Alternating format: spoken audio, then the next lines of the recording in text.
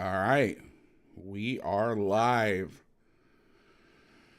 Welcome, everybody, to another episode of whatever the hell this is. Oh, we have a name for this. Tuesday Night Football. My name is Coach Vass. I am joined by Ben Robertson, former quality control at Colorado State. What were your other gigs, my man? What were some of your other things you did? Academic liaison. Um, at a group of five program, you really kind of end up doing a ton of different stuff. So, academic liaison, I check class, like recruiting weekends. They really take other duties as assigned to the max, just because of the limited staff size. So, just about everything. It's like minor league baseball. The craziest story I had was, and I may have told this on the podcast before, but I was at San Jose State. This is 2006. We're playing New Mexico. We had to stay in El Paso. I don't know why we did, but we did. And about an hour and a half before the bus is going to leave the stadium, the director of football operations, Bill Hall, comes to me and says, "Hey, man, I need you to go across to Costco and get a fuck ton of granola bars." And we were staying on, if you've ever been to Texas, well, I know you have, but listeners, you ever been to Texas, or really a lot of the Southeast states, not in Florida. I remember this in Mississippi and Texas specifically. I'm sure it's all over. But the highway system, it's all like, I call them frontage roads. They're probably another name, where all the roads are going alongside the highway. Yeah. And you get off and you can go underneath the overpass to hop back to the other side and whatever. But like, there's stretches of cities where that's the whole city. Like Jackson, Mississippi, when you cut through, that's the whole city. It's like that. Yeah. So we were staying right under one of those overpasses, and you could cross the street. There was a road to cross the street to get to the other side. He goes, "I need you to go to Costco, and I need you to pick up like 200 granola bars or something." So I was like, okay. And again, I'm 22. Didn't always think things through. Oh, that rhymed. And so I was like, okay, sounds great. And so I walked over to Costco because we didn't have cars. We're staying at the facility. Right. I walked over to Costco, and I don't know if I was just nervous and not thinking things through, but I didn't realize how many granola bars actually were that many, like size-wise. Yeah. If I find them, I got one of those bay-ass carts, and it dawns on me, like, how am I going to take this back to the hotel? So I can't get hold of my DFO. I'm in line. And I realize this, of course, I'm in line. Yeah, of course. Now, mind you, I'm the assistant video coordinator. Yeah. That sounds about right. I'm not an ops guy. I'm not an office guy. I'm not a road recruiting guy. I'm a video. I shot the end zone in 2006. Yeah. So my face drains. I've got 25 minutes to get back before the bus leaves. And if I'm not on the bus, we don't have an end zone camera filming. Yeah. And they're leaving you too. They're not waiting for the assistant video. They're not waiting for the assistant video coordinator. So I start panicking in the line. It all hits me at once. And I'm sweating, and this wonderful family behind me, I start stuttering and talking out loud. Can I bring this cart across? And you can't leave the parking lot with the cart. And a Costco, I don't know if there's Costco's everywhere. I don't want to assume anything.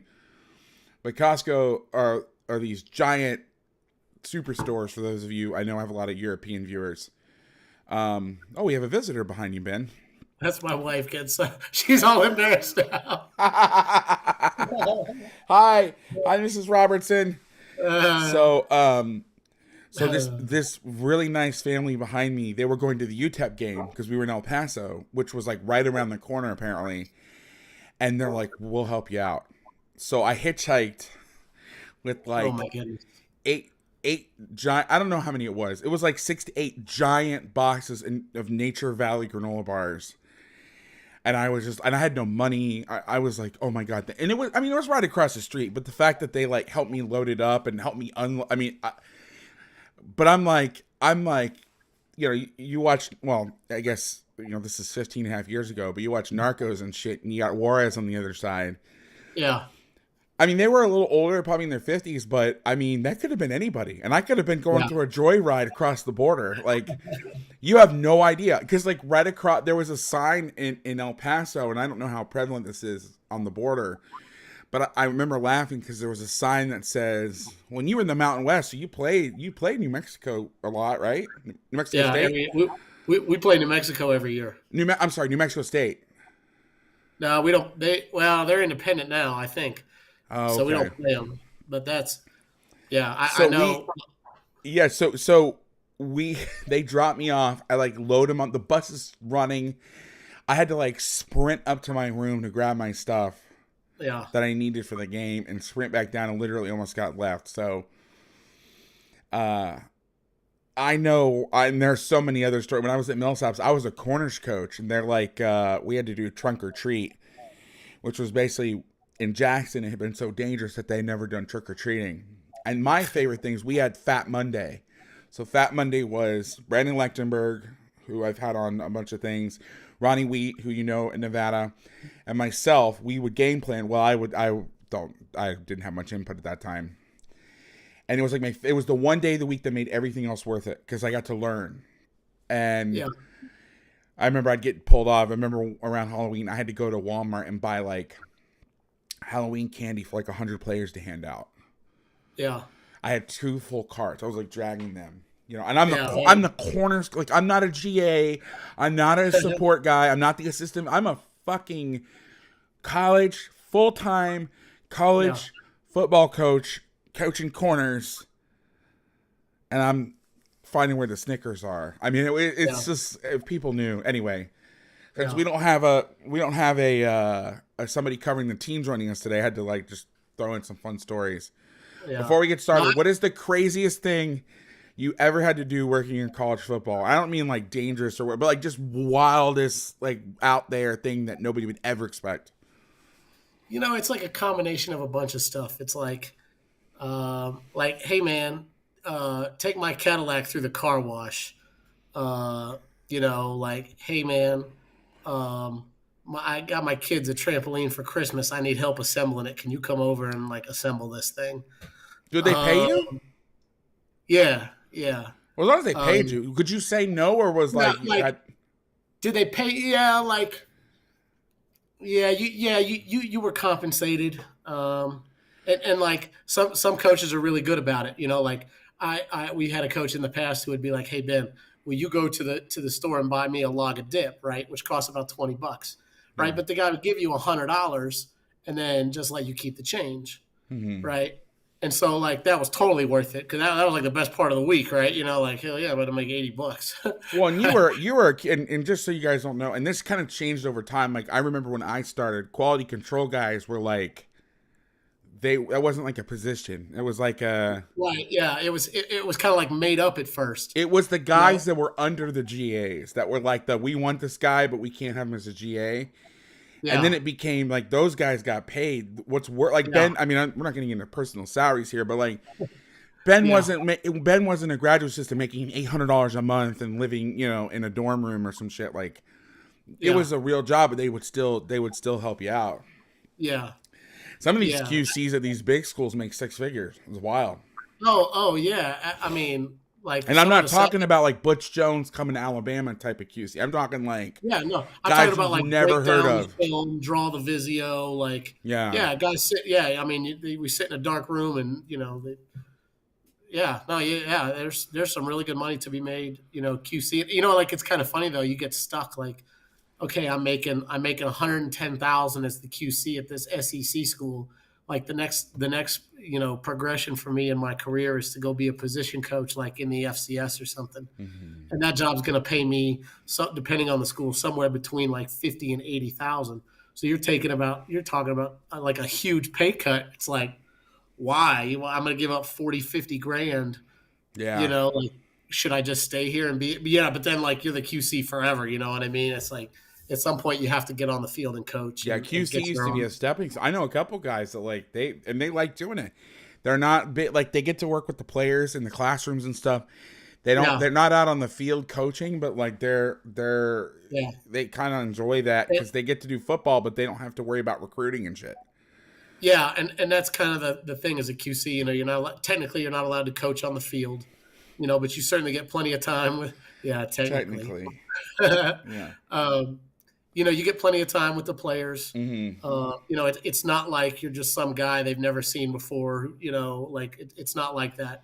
Right. The players at CSU knew me as well as they knew anybody, and yeah, but some people really like it, because you know the money's good. The pressure to win isn't all on you. And you And can survive. And I don't want to bring up a sore subject, but you can survive staff you turnover. can survive staff turnover. Like you Yeah, were with Bobo, and then yeah, Adazio came in and kept me. and kept you. Right. Yeah, which I did successfully once, and then recently unsuccessfully the second time. So, yeah, no, it's not a bad gig, And some of those guys in the SEC make more than the guys in the NFL. Although Absolutely. I know those playoff bonuses in the NFL are legit. I know a couple guys who do that and talk about, like if you go far enough in the playoffs, you basically double your salary with them playoff bonuses. So Yeah, you making them diagrams real pretty now. yeah, All oh, right, so real let's get into good. the game. Thanks for indulging us, guys. I know we're here to talk about the NFL scheme and stuff, but I hate just jumping right in. And also, I like to tell stories from working in college and talk to guys about it. So I'm gonna ask you, what was your overall takeaway from this game? Like, what did you I see? really, yeah, I really like watching this game. I have not watched any Arizona Cardinals defense before this. Um, it's been a while since I've watched them. The last time I watched them, totally different staff, D coordinator, all that stuff. I happened to watch this game live on Sunday. This was the local game that was on here on TV in Colorado. So I watched this, and it was kind of funny to go back again and watch the film.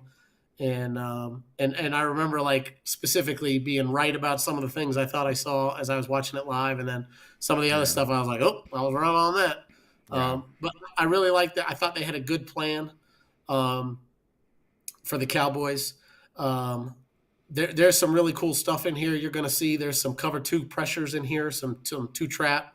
There's some really good cover two rotations that we're going to see in here, kind of like we saw with Kansas City last week. Um, and the other thing is, I thought they did. Buda Baker is an outstanding player. He's a safety for the Cardinals, and he is all over the place. He's got an extremely high football IQ. He is around the ball all the time. He makes a bunch of plays. He's an outstanding player. Chandler Jones is really good. And then, it was funny. I remember I'm not a draft Twitter guy, but because of the people I follow, I do read it all. Um, like the debate about Isaiah McKenzie coming out of college, the kid out of Clemson who was just unbelievably physically gifted. Oh, Uh, Simmons. Is you talking about Simmons? Simmons, yeah, Simmons. Yeah. I'm sorry. Much like you and I, he's a really great athlete, and and so We have a lot in common. We both have touched the football. yeah, yeah, similar physiques and skill sets and all that kind of stuff. Uh, it was interesting to see how they used him because I never really watched much film of him. He plays inside and outside backer. They play him in space in the slot, kind of as like a Sam Nickel kind of deal. So that was kind of cool to see how they use him. But yeah, there's some really cool stuff we're going to see on here. I think they got some things to clean up in the red area. There was some really, really bad red area stuff, I thought. But and then the last thing was there was this corner that kept making okay plays, Peterson. And I was like, man, Patrick Peterson's really falling off here. What kind of coverage is this? And then I'm like, hold on, that is not Pat P. That is Yeah. somebody, sure enough. Pat P plays for Minnesota now. So that's what you get when you coach college football. You forget all that stuff. So, Yeah, it must be so funny for guys to watch us break this stuff down because um they know, like, I know that there's a lot of people that come in here that don't know a lot of scheme. But they know like all the players. They know like I don't say the easy stuff, but the stuff that like you can just learn from watching or paying attention through Madden or reading articles and stuff. And so we have this deep understanding of a lot of concepts.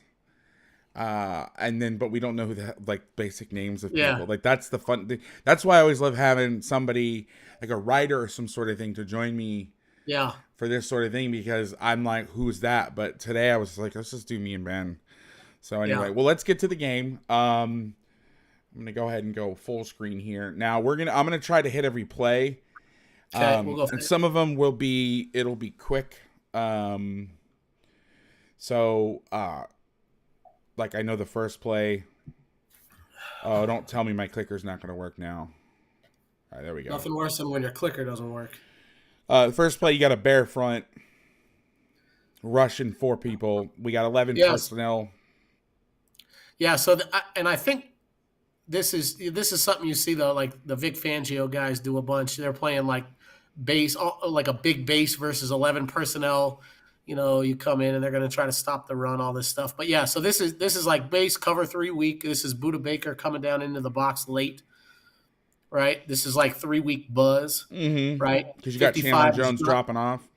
Yeah, Chandler Jones is dropping, which like you've said it a couple of times. You don't want to do that too many times. He's one of the best sack guys in the NFL, and Yeah. you got to let the effers F and the effers fight. So I mean, yeah, when you're deciding, and I get why they're doing it structurally, yes, and you know, you got to do it 100%. sometimes. But the first play of the game, to bring my man here and drop him off, I'm just like, okay. But it's it's the first play, whatever. Now, what's interesting about this, for a little quick recap, this looks like to be Fangio's penny package. So real quick, even though it's out of base personnel, the structure is I'm guessing it's because they're calling this guy a base safety. So depending on how you want to look at this, it's 6 one way, half dozen the other. That's Simmons.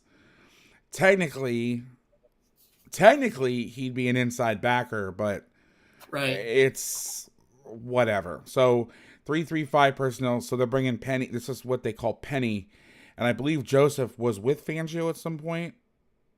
Yes, The chat will have to. I believe so. So you'll see some of that stuff, but what's interesting about the penny guys is usually in bear fronts or odd fronts or tight fronts or whatever, when you're bringing the Sam, you usually are going to rotate strong Yes. to that side. That's kind of like 3-4-101 for the beginning of time. But the way that they construct these rushes, a lot of times you'll see weak side rotation with strong side rush. And I know that I'm willing to bet $1 that part of the success that this stuff had at first was it broke the math equation, so to speak. Like, okay, strong side rush, we're rotating down strong, we're going back weak. Right. And then this stuff, and again, I'm sure they figured it. I mean, it's all been figured out by now, but I know that was one of the first things that jumped out at me when I saw this stuff. But they're running 3 buzz week. The Fangio guys call this 9 grab, I believe, when they're inserting inside. I'd have to polish up on some of the terms. Grab would be their buzz tag. I think so. Yeah. I know it's 5 grab when they're going 3 strong. They call that 5. Yeah. Yeah. But it's just zone drop. They throw curl flat. Good call. I mean, it's, This is my man special. Michael Gallup here getting on the reception here, 13. He played for us at Colorado State. He was an unbelievable player for us, and he's a great person too. He's a wonderful kid, great family background story. He's in a contract year, and he tears his ACL later in this game, catching a touchdown pass. Yeah, prayers up, Mike G. Miss you, buddy. He's great. So this is like kind of back to the same look here. It's still 11 personnel, and they're kind of in this penny-looking package. And on 2nd and 1, they just kind of just stand up and throw it out there. Nobody in the box. Yeah, you love this. This is the NFL today. You got nobody inside the tight end at the second level. It's a 5-0 box. I know they're dropping. They still don't hand it off. They still stand up and throw it. It's wild, man. Yeah.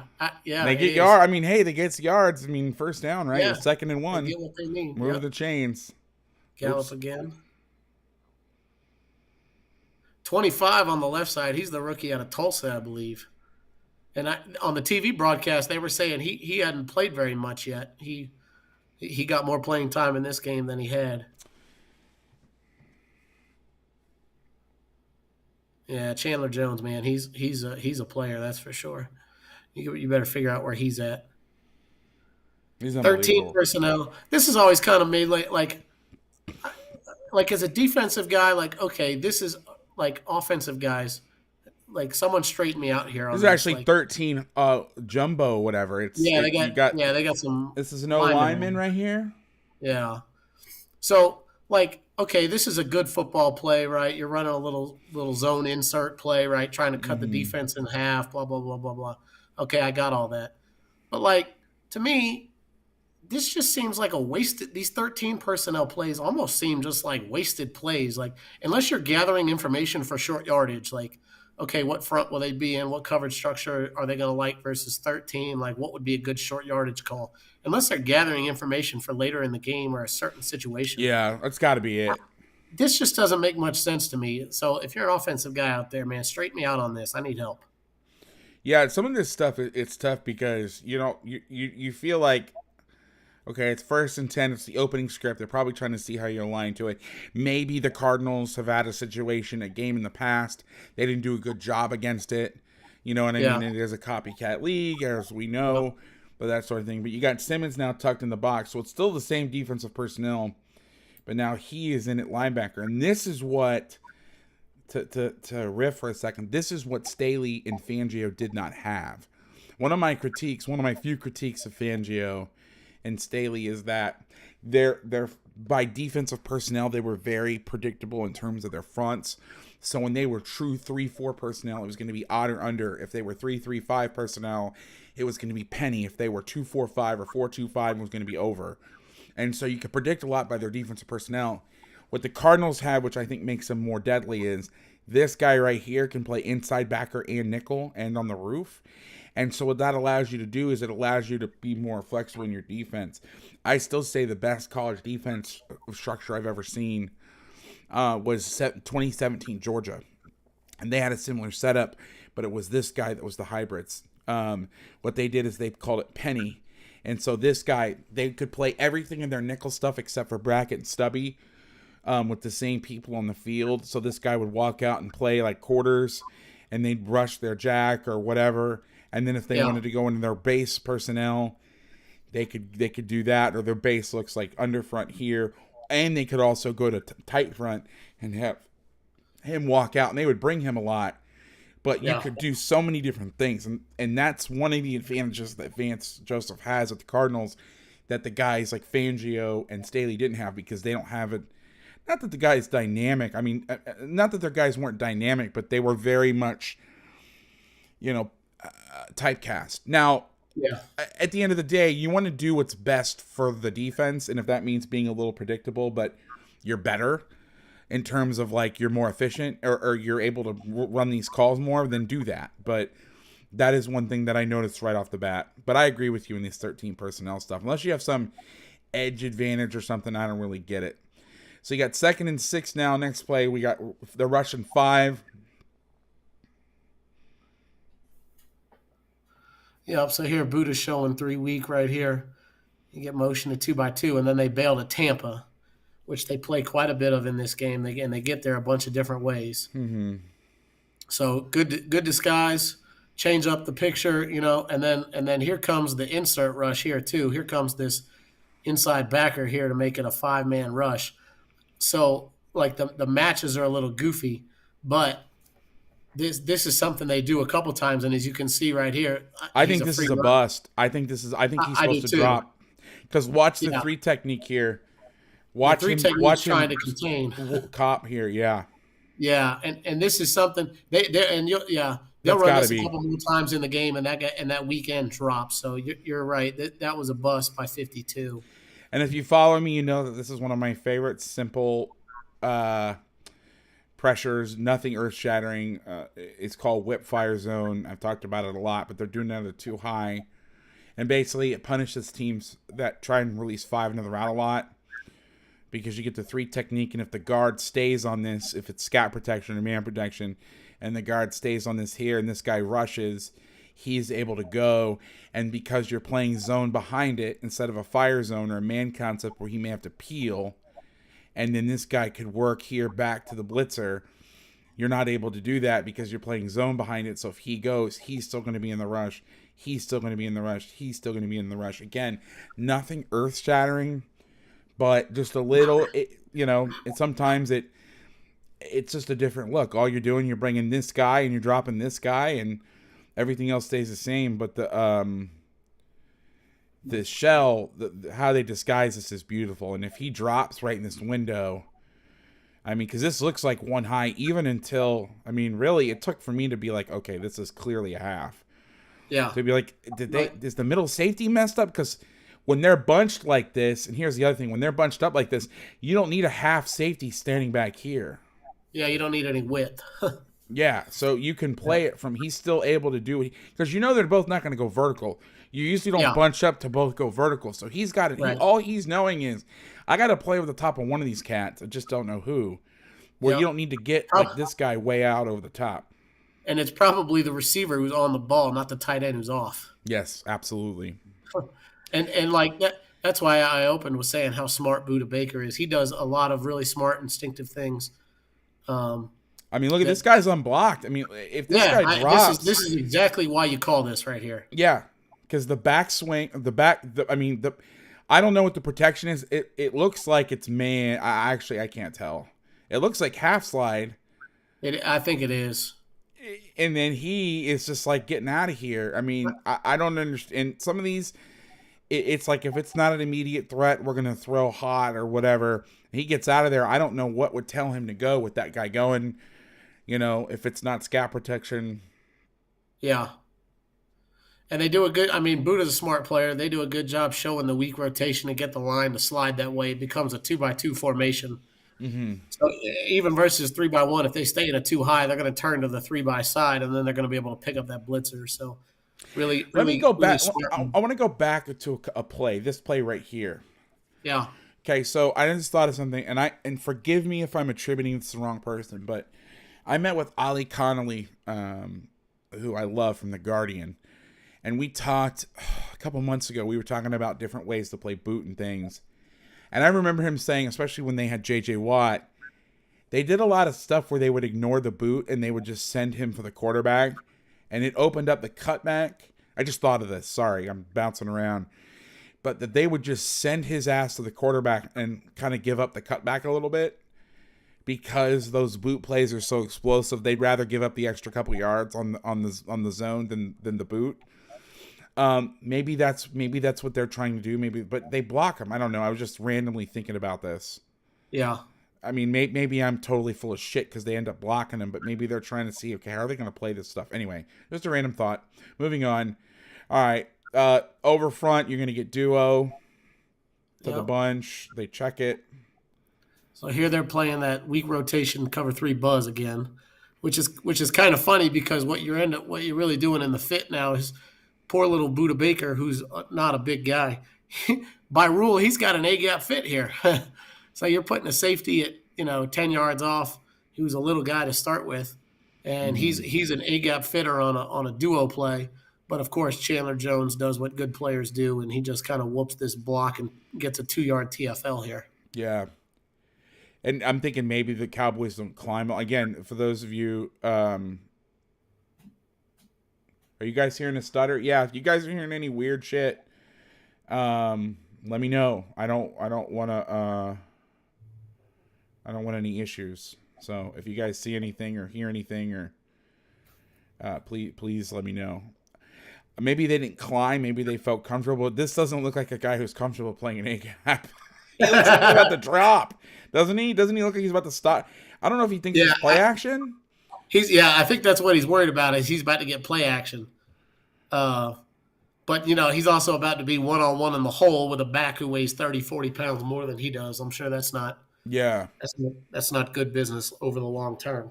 No. This is interesting, though. They're almost playing they're playing a 4-3, but they're using the middle guy. And one of the things that the advantage to this is they may not count him in the box.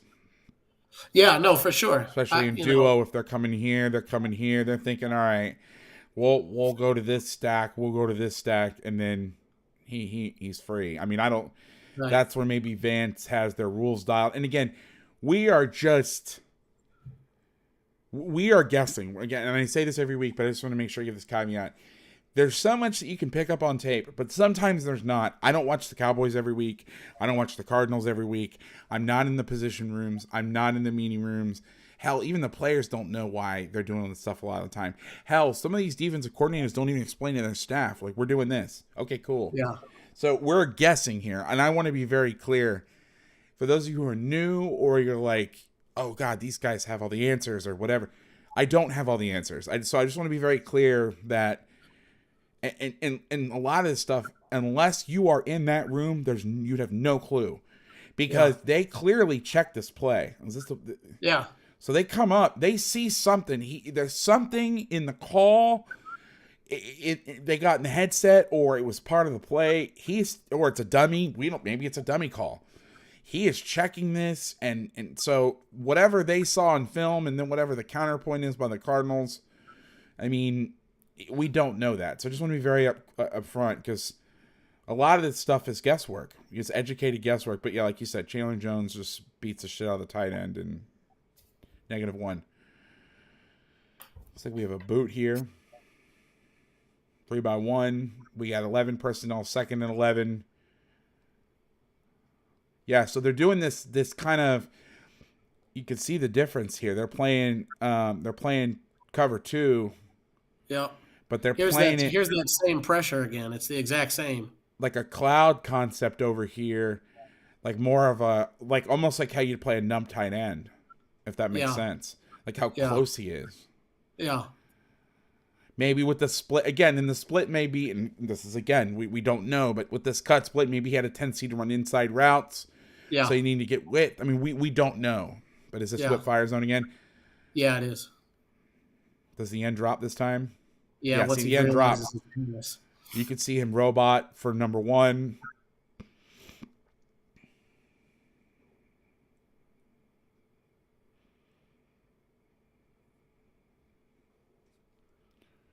Yeah, it's not bad there. I'm a little surprised with that Chandler Jones didn't take a different path on that, playing the boot the whole way. Like he's pretty flat on that. He's flat. And maybe that was a JJ Watt thing, but I remember somebody telling me, I think that the Cardinals did it and the Saints do it, where they just send it their ass right now to the quarterback. Yeah. Now, it may not be an all-the-time thing. It may be a call. All right, so we got 3rd and 4. We got double mug. We got a bunch at the top. They're checking whatever, maybe the ID in the coverage. Okay, so this has been made famous by Jim Johnson and then Mike Zimmer. I think Zimmer's touch was he would bring the weak safety down. So the good thing about it is when you have a dynamic player like a Budda Baker or a Harrison Smith, you can do this sort of shit where he's kind of creeping around. Dak is checking something or whatever. I don't know. We don't know. They move the back up. And then they're just bailing the 3 week. Yep. Which, like, Zimmer's entire 3rd down package is based off this weak rotated safety. I mean, he's done this for so long with that guy he's got there, who's an awesome player as well. Mm-hmm. And they do, like, they'll get in this double A gap mug package a few times tonight and do a bunch of different things out of it. And there's a lot to account for. But that's a pain in the ass. 4 strong drive. Good job by the curl flat player not getting sucked inside here. Yeah. Yeah, he does a good job not losing himself. You see a lot of times, a lot of guys squeeze that back and then nobody's there on that flat route. Yeah. That happens a lot. This is just straight up. They run a twist to the center, which, I mean, they ID this pretty quick and they get out of there. Yeah, and you've got a pretty good idea which way the center is going to go, because when the back scoots way up like that in that A gap, I mean, they kind of tell you which way the center is going to go. What I've noticed is the trend in the NFL is that if he stays back, they cross protect a lot, and when he comes up, he's going to just play that gap. Yeah, no question. I don't know if is that something you saw in college ball or?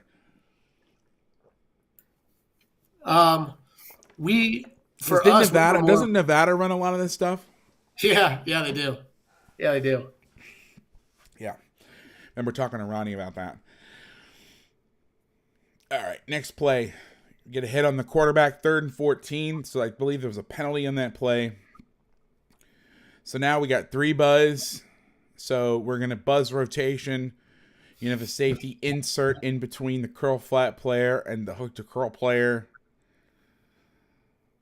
Weak side safety is going to go run to the middle of the field. We got gun split 2-by-1. I just love the NFL. Like this drives me insane. I mean, don't get me wrong. These guys are. Vance Joseph knows way more about football than I do. He's a very smart guy. I'm a podcaster hanging out on YouTube right now.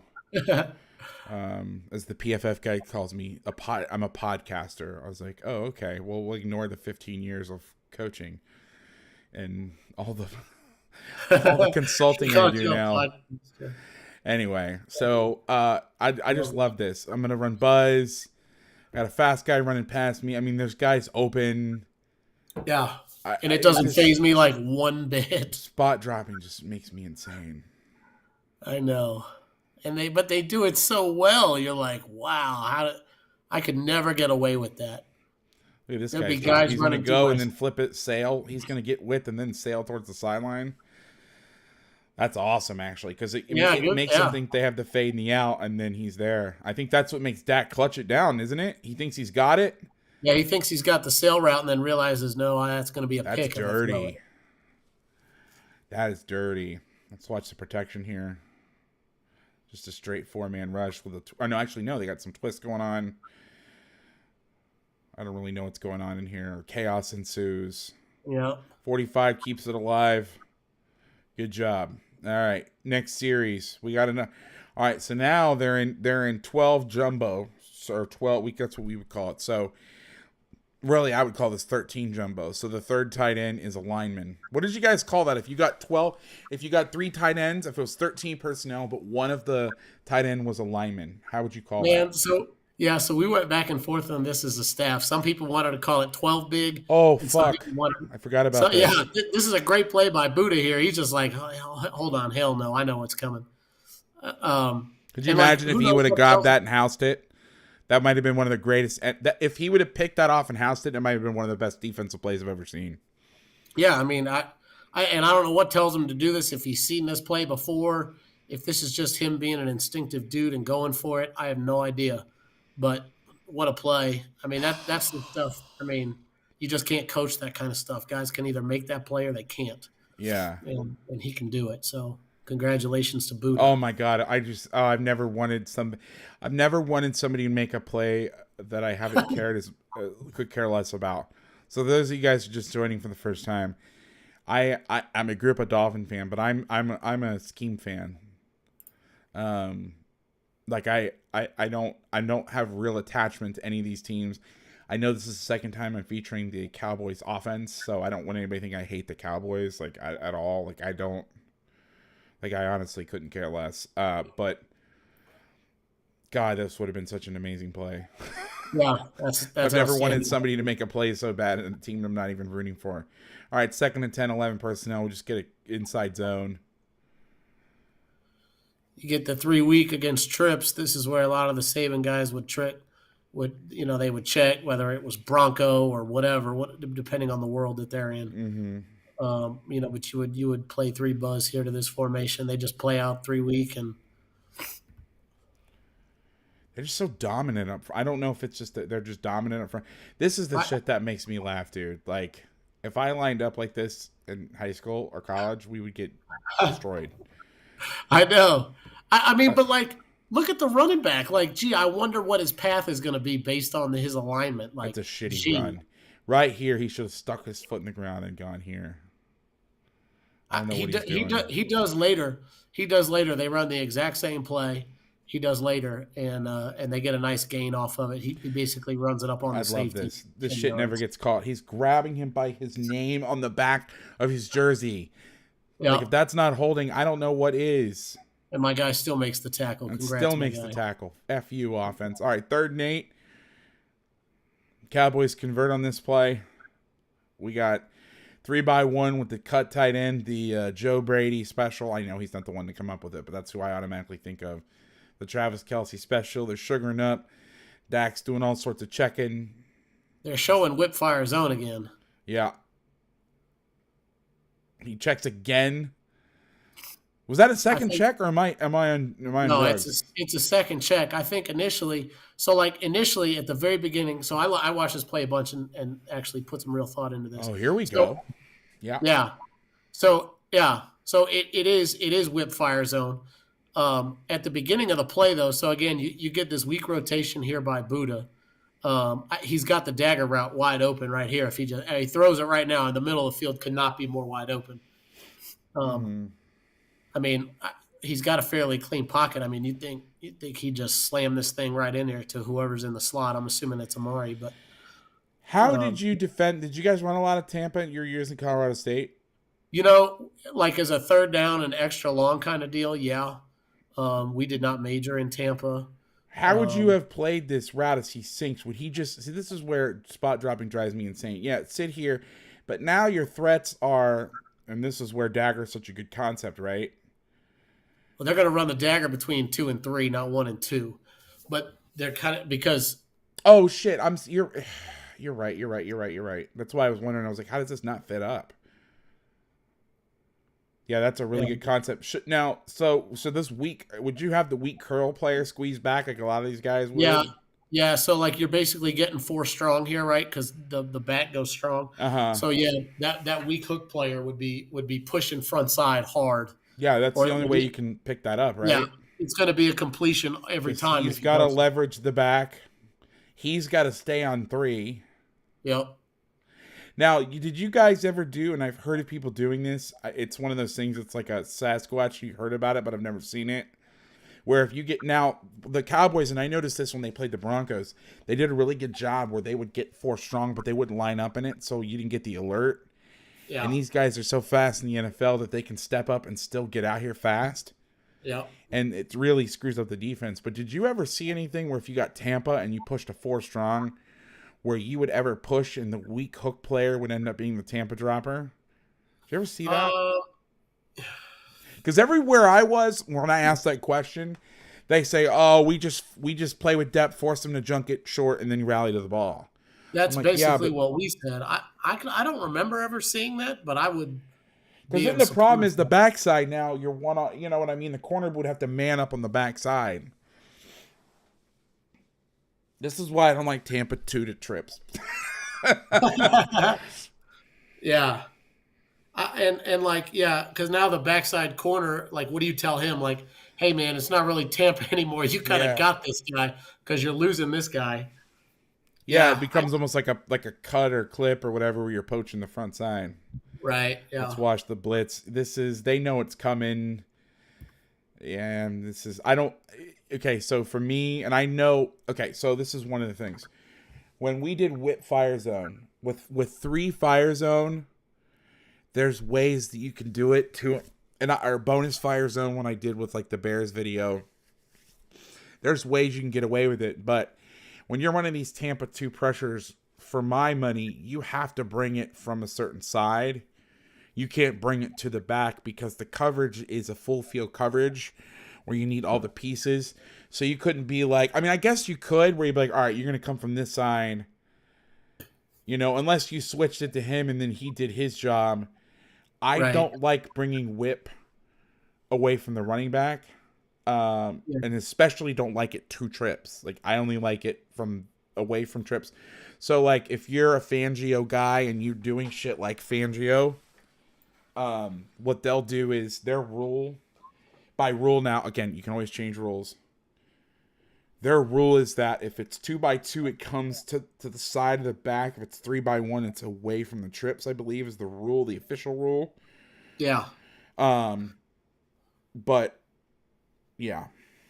I think a lot of that goes to, like, where's an offense going to call their protection to? Like, if they're in half slide protection, right?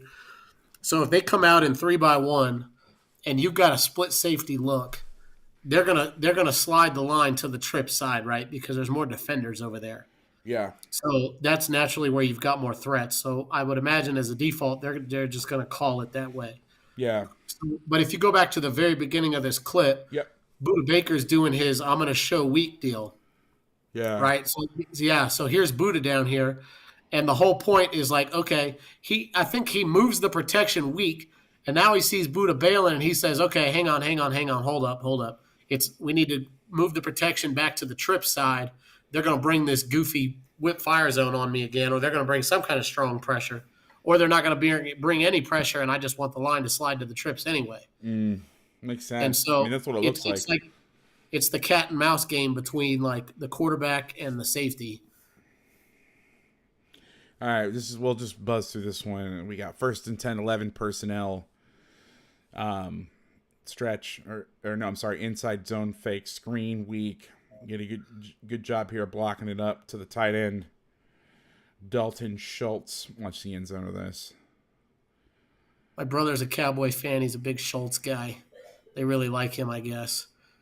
Oh, yeah? Yeah.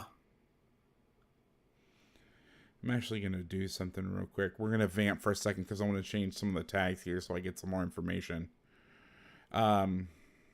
This is where I'm becoming a professional broadcaster. By the way, do you like my little penguin blanket behind me? Christmas penguin. I got pink balloons over my shoulder. My little one just turned 3 yesterday, and so we got her a bunch of balloons. There's a really nice unicorn balloon around here somewhere, but yeah, that one floating up there's got a nice little unicorn on it. She's all about it. So having ourselves a little birthday party. What's the weather? This is the worst vamp of all time on my part, by the way. What's the weather like out there right now? So it was a really weird fall. We didn't get any snow until like 2 days ago, like no snow, and it was a super mild fall. Like normally, the last like month of the season, like we were a morning practice team, and you'd get out there for like a 7 a.m. walkthrough, and you would just be like freezing balls. Like the sun wouldn't be up yet. It would just be everything would be frosted over. I mean, it would just be super cold. Can't imagine. But we super mild fall. It was actually really nice. We got our first snow. We got a couple of inches, but it was like 48 degrees today. It was almost 50. So like it's the melt off in northern Colorado is legit. Damn. So it's almost gone, but yeah. All right, thanks for sticking with us for that little break. I needed to pull some stuff up and asked about the weather.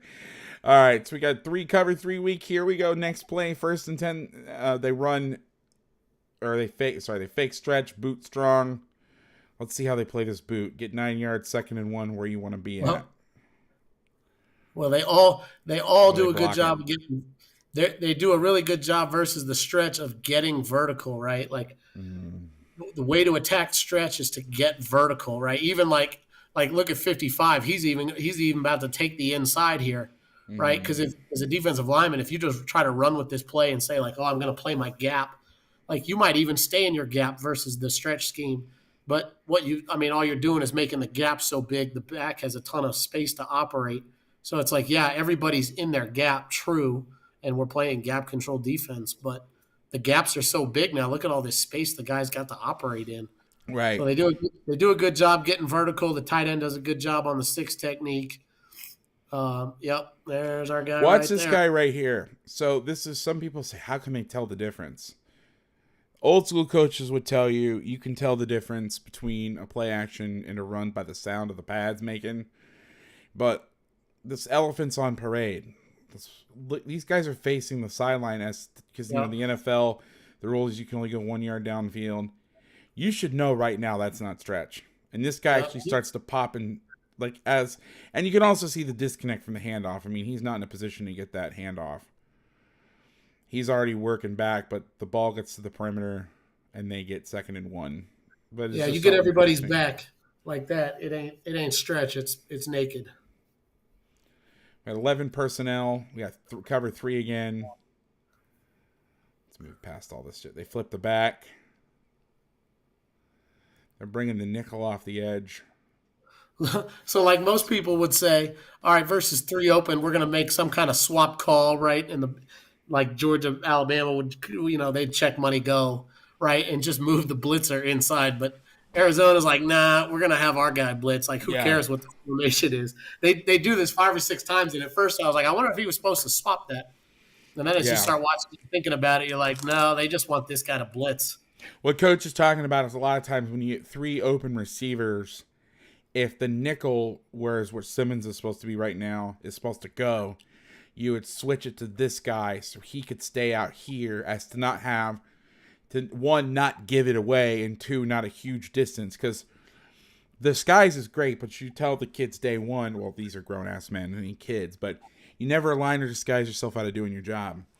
Well, the Cardinals say, fuck it. they're bringing their dude. They're bringing it. What's funny is they check into the blitz. I don't know. Let me see. Did the Cardinals check on this play? I don't think so. Maybe I missed So they it. bring I him don't think so. weak. Dak sees something, and he flips it to he flips Pollard, and then he's like, I don't know what he's pointing at, but they're running bubble, but they run the zone. Are they running the what is going on They here? run the zone right at the Right blitzer. into the pressure. I don't understand. I don't know. We've always had this. I've had this debate with every staff we've had. If you're playing a zone team like this, Vass, would you blitz away from, like, would you blitz like this where the blitzer comes opposite the back, or would you blitz from the side of the back? Is it zone read or zone lock?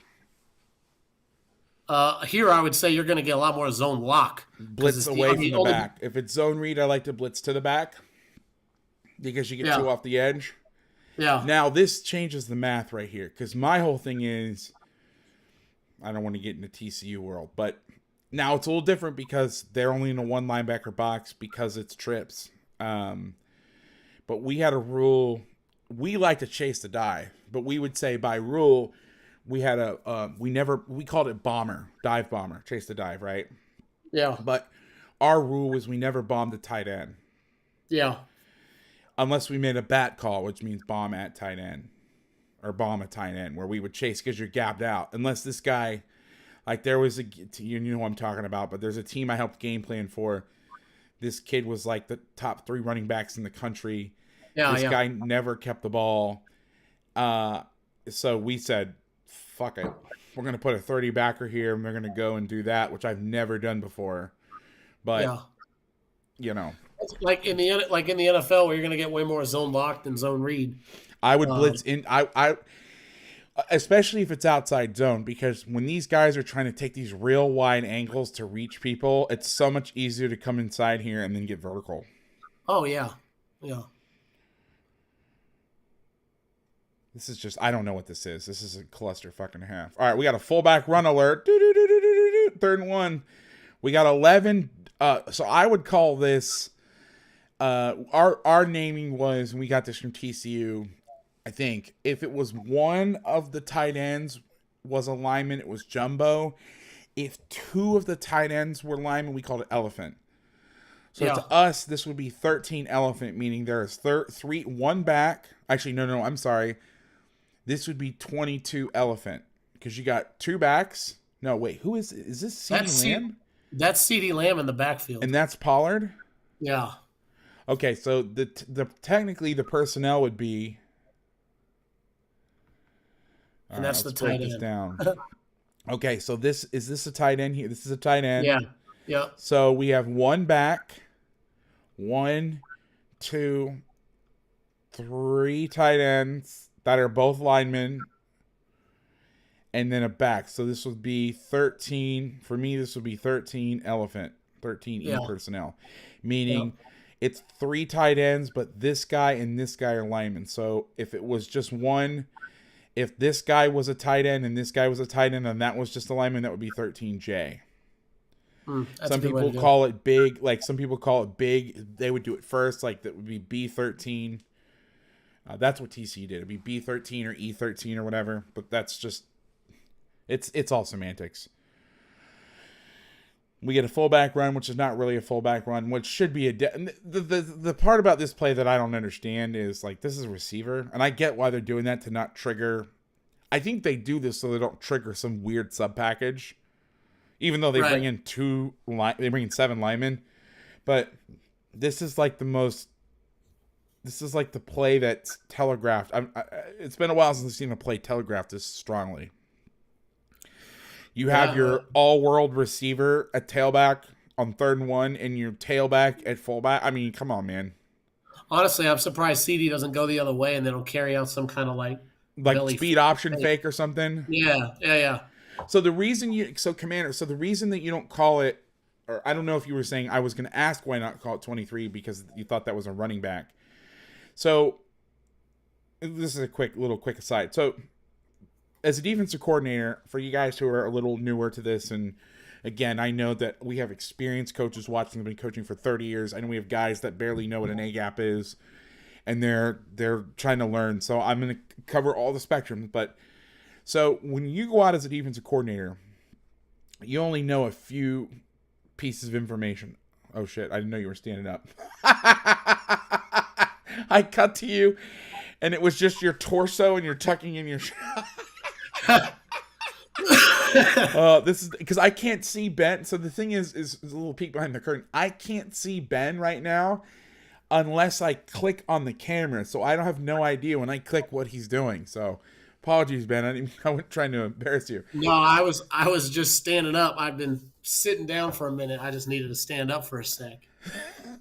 So I had to clank myself now. So there's only a few things you know before the snap as a defensive coordinator. You're told down and distance, position on the field, and then the NFL doesn't really matter, but in lower levels, what hash you're on. Are you on a hash? Because especially we used to be a big field boundary pressure team. So I want to know where we're on the hash or not. About field pressure in the middle of the field. Right. The kids are looking at you like, where's the middle of the field? Exactly. So in the NFL, all the pressures are, because Brian Vaughn does this thing now where he takes a picture of a playbook and I have to guess what playbook it is. And he gave me one, and it was funny. I'd only seen one picture of it when I was with him a couple years ago. It was some Eagles playbook. But I knew it was an NFL playbook because the pressure was passing strength based. Now, that doesn't mean that they don't do that in college, but that is a lot less common. In the NFL, there's very, very, very few field pressures because of this. But anyway, so the down, the distance, the yard line, and then the personnel. So you would count this. You go backs, then tight ends, and then it's understood whatever's left over would be the receivers. So, to me, there's one running back here, okay? There's one true tight end, but you would count these guys. Now, some people would call this 11 elephant, so they're saying it's one back, one tight end, one receiver there'd be nothing. That'd be 11, and then you count these guys as the E would be elephant, but to me, it makes more sense. That screws me up, though. I hear 11, and I'm looking to make a nickel call just because you said 11. So I'm like, exactly. That is exactly. Telling me. And honestly, it doesn't make a shit of difference. Like if you're a Saban guy, this would be gray jumbo or gray heavy. They do it by colors. So 11 personnel is blue personnel, red personnel is 10 personnel, gold is 20. Bobo was a color guy. What's Same that? Colors. Bobo was a color guy. I understand for offense. I just don't understand because on offense you can use different it makes more difference if there's like two tailbacks in 21 than it does to a defense. The defense is like, oh yeah, that's important, but it's not like it's not like if you don't make the call, like you're not going to have 11 players in the field. There's like mass confusion. But so that's why I would call this, because this is CD, so he's a receiver anyway. All right, bad call. This is outsmarting yourself, in my opinion. This is when it's like, come on, man, you get too cute. Now it's 4th and 2. We got 12 jumbo. That's the kind of stuff you come up with late at night on like Tuesday night or Wednesday night. You're working the short yardage plan and it's late and everybody's tired and you draw some up on the board. And you're like, yeah, we like it. Let's go it. Then you come in the next morning and you're like, hey, man, what the hell were we drawing on the board here? Like, what is this? Does anybody remember? Okay, erase it. We don't remember. It's a great call. This is we got to get back to the film, Vass. No one can see the film. Yeah. I just realized that. So this is I'm still making rookie mistakes. Yeah, I got you. This is a clever deal here. I like this. This is the 4th and 1 play? Yeah, 4th and 2. Yep. Sorry guys. Thanks for being cool with us and not trolling us and be like, you guys are idiots. You don't know what you're doing. Because I would be like, yeah. You're right. That's how you disarm the trolls. I made fun of somebody yesterday because he had a Twitter account that was literally dedicated to another man, which is just weird to me. And I was like, listen, I know, I know I look like a serial killer in my profile photo, but this is not it or whatever. And somebody's like, you look like you bat third for the Nebraska women's softball team. And I was like, that is fucking hilarious. And so like it takes all the steam off the trolls because I'm like, yeah, that's actually at least I don't look like I have a windowless fan. Yeah, this is a great play. This is where conflict arises on defense, and like offense 101 is put people in conflict. It's 4th and 1. You got everybody ready for the run, anchoring down. This guy was probably supposed to cover the tight end. He sees the run block. He sees him engage, and then I'm out. Yeah, like crap. There goes my guy. Yeah, this is why, and I've said this in a tweet form the other day, never sell out in the middle of the field to stop short yardage plays. Yeah. Because this. It's just bullshit. All right, I'm going to start picking up the pace. All right, we got 3 seam coverage here, so it's Rip Liz, or it looks like a version of Rip Liz according to the chart. We got a hit on the quarterback. We got an odd structure, so they must have saw something. Oh, it's 3 seam. I'm sorry, it's a blitz coverage. So now they're bringing down. It's definitely not Rip Liz. Yeah, they bring Simmons again. I think they bring Simmons again. Yeah. Even from 3 open. Yeah, this is crazy. And what's interesting to me is, so this is the shit in the NFL that you get away with. Yeah, he's playing the middle of the field from 4 yards deep. Yeah. 6 yards deep. It's so awesome. That's why I enjoy. Some people say, "Oh, I can't watch the NFL because it doesn't apply to me or whatever." But I think this is why I love watching the NFL, because it's almost like you can be creative. You know what I mean? Like, and you got to be creative to beat the good quarterbacks in the NFL, because like every time you line up on defense, you're telling these great quarterbacks a story, and you've got to give them, like, if you're going to give them something exotic, you got to give them a believable story. Right. Pre-snap. Like, you got to give them a real picture, or they're going to, as soon as they see you get lined up, they're going to be like, nah, you're full of it. And I know. And so, like, you've got to be able to do some creative things to really fool these quarterbacks. If you've ever studied football and you've ever seen Nick Saban's playbooks and stuff, they have 97 nub trips check, because it's the biggest pain in the ass in football, in my opinion. Oh, this is a huge problem.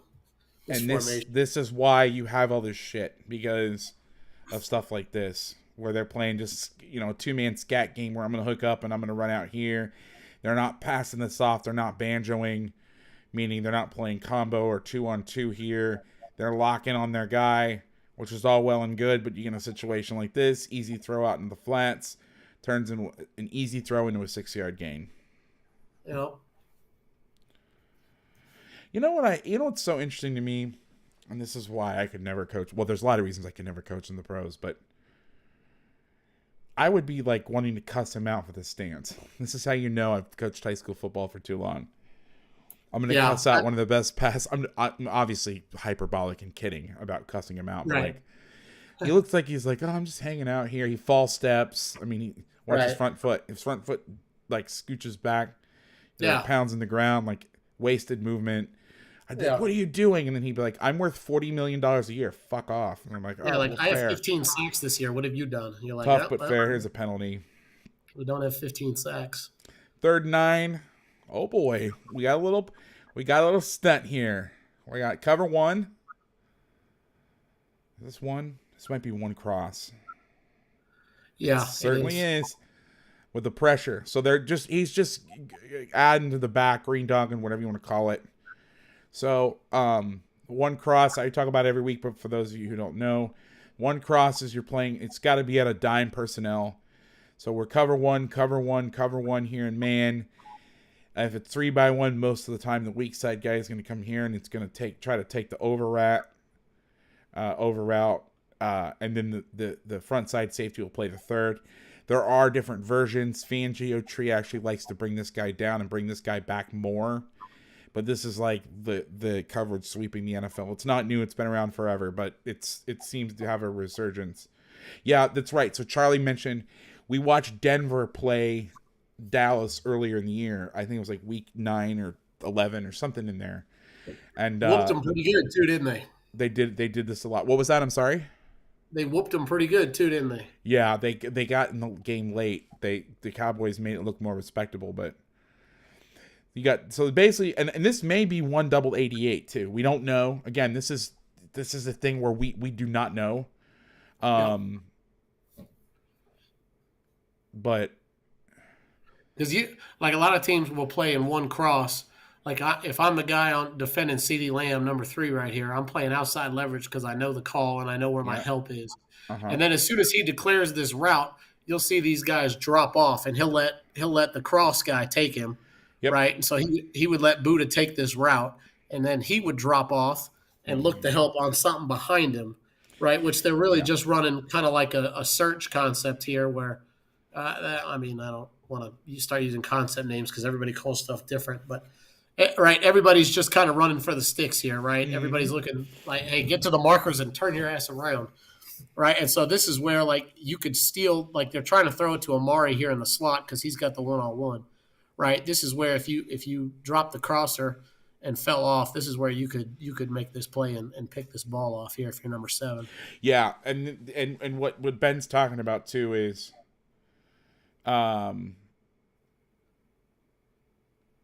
you see the Patriots used to do this versus the Chiefs. They put Gilmore. They'd have Gilmore. I forgot. It was a couple years ago. They'd have Gilmore cover. I don't remember who. I think it was like Sammy Watkins or whatever. But whenever Hill went in the slot and he was on the ball, Gilmore would come in the slot and he'd basically escort his ass to Chung.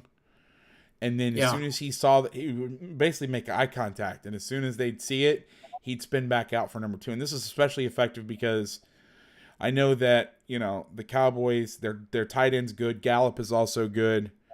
But they would also, you've got Amari here. You've got CD here. I would say those are their 2 best wideouts. No offense to Michael. No. But, we're talking about legendary players in college that, obviously, Amari's been in for a long time, but really, really good players. So, if he runs a shallow or if he, goes out and then if he brings it back in here, you still have help. Now, somebody asked if there is no cross, would it become Robert? Yes. Now, again, though, I can't say for sure that this is one cross. This may be one double 88. That's the thing about, like, it plays out exactly the same, and you would have no idea unless somebody told you, oh, yeah, we doubled 88 this game. I don't even know if they have that in the playbook. I'm sure they do. It could be one double 19 and the route just doesn't cooperate. Who knows? Yes. That's the thing is all we can really do is make educated guesses at this and we stuff. can limit things. Like I can tell you that's not cover 2. There's a lot of things I can tell you it's not. Yeah. All right, we got I believe this is a little duo on the run action. We got cover 3. We're back to now they're in their base stuff. Or their penny look, I'm sorry. So it looks like they empty the box out. He checks to a run. And then it goes back to 3 weak. They gap out. What's the end zone to this? I forget the end zone cuts a lot of the check. So I try to fast forward. Then I'm like, oh, shit. We have a little duo action. I love this. Why doesn't... All right. Why doesn't he just go? Why do you think he hesitates? They're reading. He's trying to read 58 because he's wide ass open. Yeah, at some point it's like, man, you just gotta hit that. I mean, what's telling you? I'm no running back expert.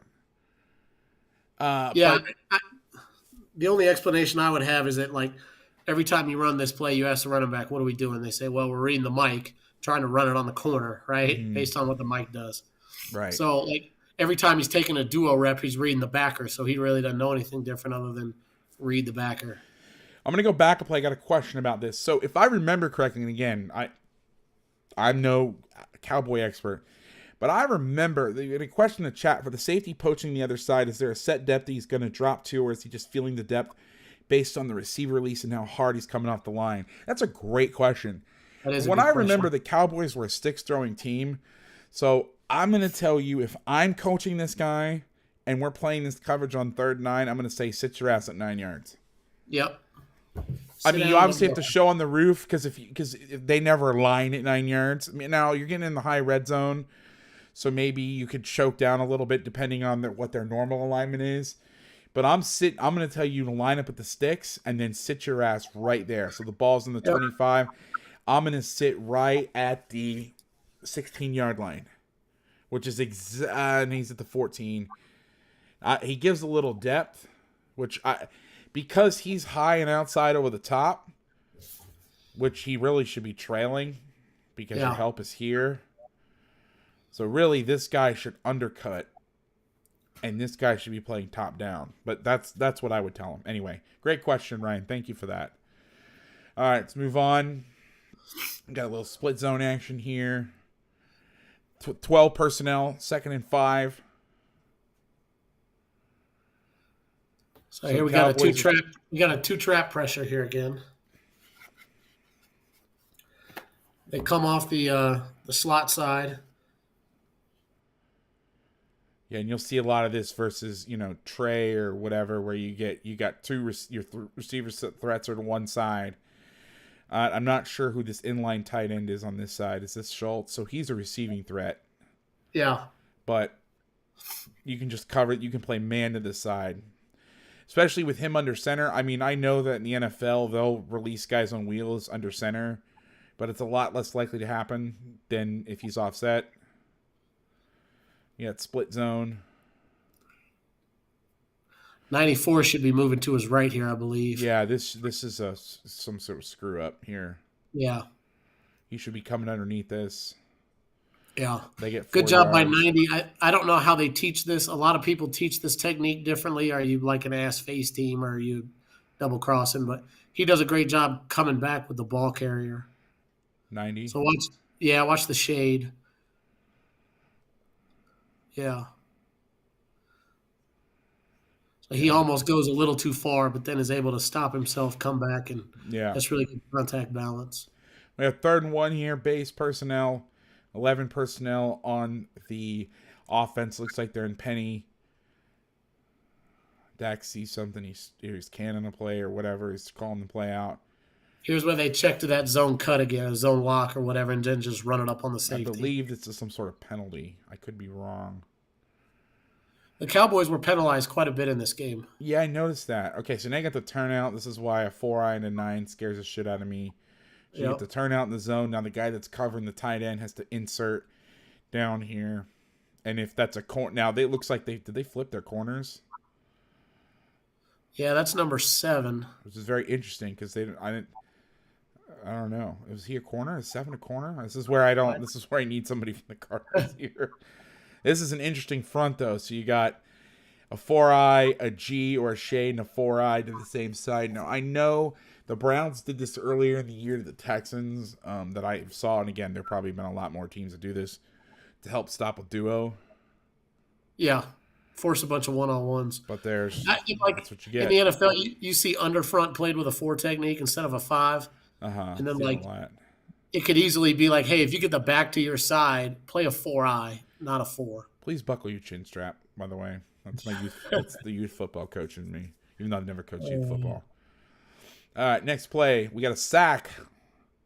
Okay, this personnel, 0 D linemen. So you got 0 D linemen. If you're counting edge guys as outside backers, there's 0 D linemen.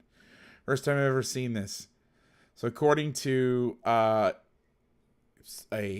charting service, this is 065 personnel. We got blitz, cover 2 blitz, but they're only bringing 4 rushers, and there's a sack. Yeah, okay, I thought he was. Thanks, Commander.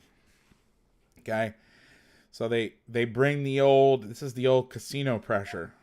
So now casino means a lot of things to a lot of people.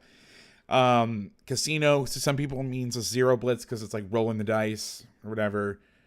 It can also mean like that's the word that Zimmer uses when he wants to flip the pressure. He says casino. But the old casino pressure is you gum up a lot of guys in here, and then you bring the 2 widest, and then you drop a bunch of people off. And you can do this with 0. These are all, if we go to the end zone, I hate that how it starts. It's hard to see numbers, but you have Chandler, you have Zaven Collins, you've got Buddha, and then Simmons, and then a bunch of backers in here. It's a crazy look. And yeah, this is 3rd and 11. So last play was a penalty, But all they're doing is they're bringing the two widest guys, the two DBs. So they're bringing the corner, and they're bringing Buddha, which looks like 7 moves. Is he in the slot here? Let me go wide to the wide copy. So now he's in the slot. And they're just playing cover 2. You got inverted 2 to this side. So you're going to drop out. You see this a lot with the Vikings. He's going to drop out. He's going to play here. I'm sorry. He's going to sit in the flat. Bad drawing. One of these guys is going to cut here. One of these guys is going to cut here. And then you have a middle dropper here. They got the Tampa runners mugged up in the line of scrimmage. You got to love that. Yeah. This is and he gets there. This is why the guy makes millions of That's dollars. a damn good drop. That's why the guy makes millions of dollars. Look at this play. He's on the line of scrimmage, and he's running step for step with a wideout right down the middle of the field in Tampa. Good for you, buddy. He actually outruns it. He should be He should be trailing. Like if we're going to be trailing it. Yeah, he should be trailing a little bit. So it's actually a little too fast. Good for you, 58. I think that's like Akeem Hicks or something like that. Good for him. Good for him. Awesome stuff. All right, I'm going to go through some of these runs pretty quickly. Some of these plays. We got 12 personnel, 1st and 10 next series. All right, so now look, they spent the whole game playing 12 personnel in under and odd, or bare and under front, and now they go to over front randomly in the middle of the second quarter. And they played Tampa 2 out of it. And they played Tampa 2 out of it, yeah. And it's not even a 2-minute call either. No. Just like I don't know. Let's see what they do here. They run duo. It rolls off the shelf. That's a pretty good play. I thought that when I first saw that play, the way it cut out like that, I'm like, oh my God, this is going for a country mile. This is a very strange call. Yeah. I almost think, did they get the wrong call in the game? No, I know why. So. They do this a couple times. Do you think they did this because you get the YY wing? Maybe. You think maybe the call originally was under and that they... Let's go to the top of the play. Oh, yeah. Is that why? Hold on. You could see the inside tackles bump it over. Because now Zaven's off the ball. I don't know. Maybe we'll never know. Yeah, we'll never know. We will never know. All right, so we got another run play. We're going to have... No, I'm sorry. It's a pass play. It's going to be off of duo action. You're going to have quarter, half. Oh, there's mass confusion now. Oh, right, shit. So, look, you get the same YY trade, and now it's like the front, is my guy supposed to be standing on the line as a Sam? What's he supposed to be doing? I don't know. Yeah, this is weird. Now, I want to know who this is. It's hard when you get these wide shots like this. Who's this and this? Up top, it looks like Gallup just based on his stance. Because they're rolling, and they're playing inverted halves over here, it looks like. It's quarter invert. I wonder, are they afraid of the tight end? What are they doing here? Why are they willing to play that far off against Amari Cooper and just give him that much space? I don't understand that. Maybe maybe it was 2nd and 4. It was they had a play action tendency. All right, here we go. 1st and 10 now. We're still in the same base personnel grouping, whatever you want to call Isaiah Simmons, if you want to call him a nickel or not. So we get double edge pressure. They're dropping the D tackles. Yeah. This is what I texted you about. I was watching the play and I saw the pressure and I'm like, hold on, there's too many guys in coverage for a double edge pressure. I kept going back and watching it. I was like, oh my God, they dropped the tackles. Oh my God. That's awesome. Look at how good of a job these tackles do engaging blocks and playing the run first before they drop. It's really a great job. The D-line coach there is Brenton Buckner. No way. Yeah. He was awesome, man. He was an awesome player. How about that open field tackle? Yeah. I mean, that's Buddha in the open field. He's got a great sack. Buddha played – can you look this up for me while we're doing this? Because I get him and Shaq Thompson confused. And I know most people are like, why would you get those two confused? Because they both were NorCal guys, I believe. I thought Buddha went to UW, didn't he? Yeah, I'm pretty sure Buddha's from Washington because the big deal was when Chris Peterson got to Washington, Buddha was a 5-star player committed to Oregon. And one of the big recruiting flips that Chris Peterson got was getting Buddha to flip from Oregon back to Washington. I thought that was the story. You're right. He's from Bellevue. I thought he was a NorCal guy. Yeah, so that was like a big deal. Was Coach Pete, who who I've never met the guy, Oh, that's but because Tosh recruited him. Tosh Lupoy. Yes, I believe Tosh initially. No, maybe not. When did he go to Washington? He wasn't. He was there before Coach Pete, wasn't he? He was drafted in 17, so that's what it was. I believe Buddha. Like, this may be Shaq Thompson. Maybe I have these confused. But I think Buddha initially thinking about going to Cal with Tosh? It doesn't matter. But I remember it being linked to Tosh Lapoy for some reason. Because I remember Tosh talking about him. Well, Tosh is going back to Oregon, is he not? No comment. I don't know. Yeah. Yeah, so you talk about the variable front here. So now you get the tight end, the wing. So they're going to be wider. They're going to play more of a, shade 5'9".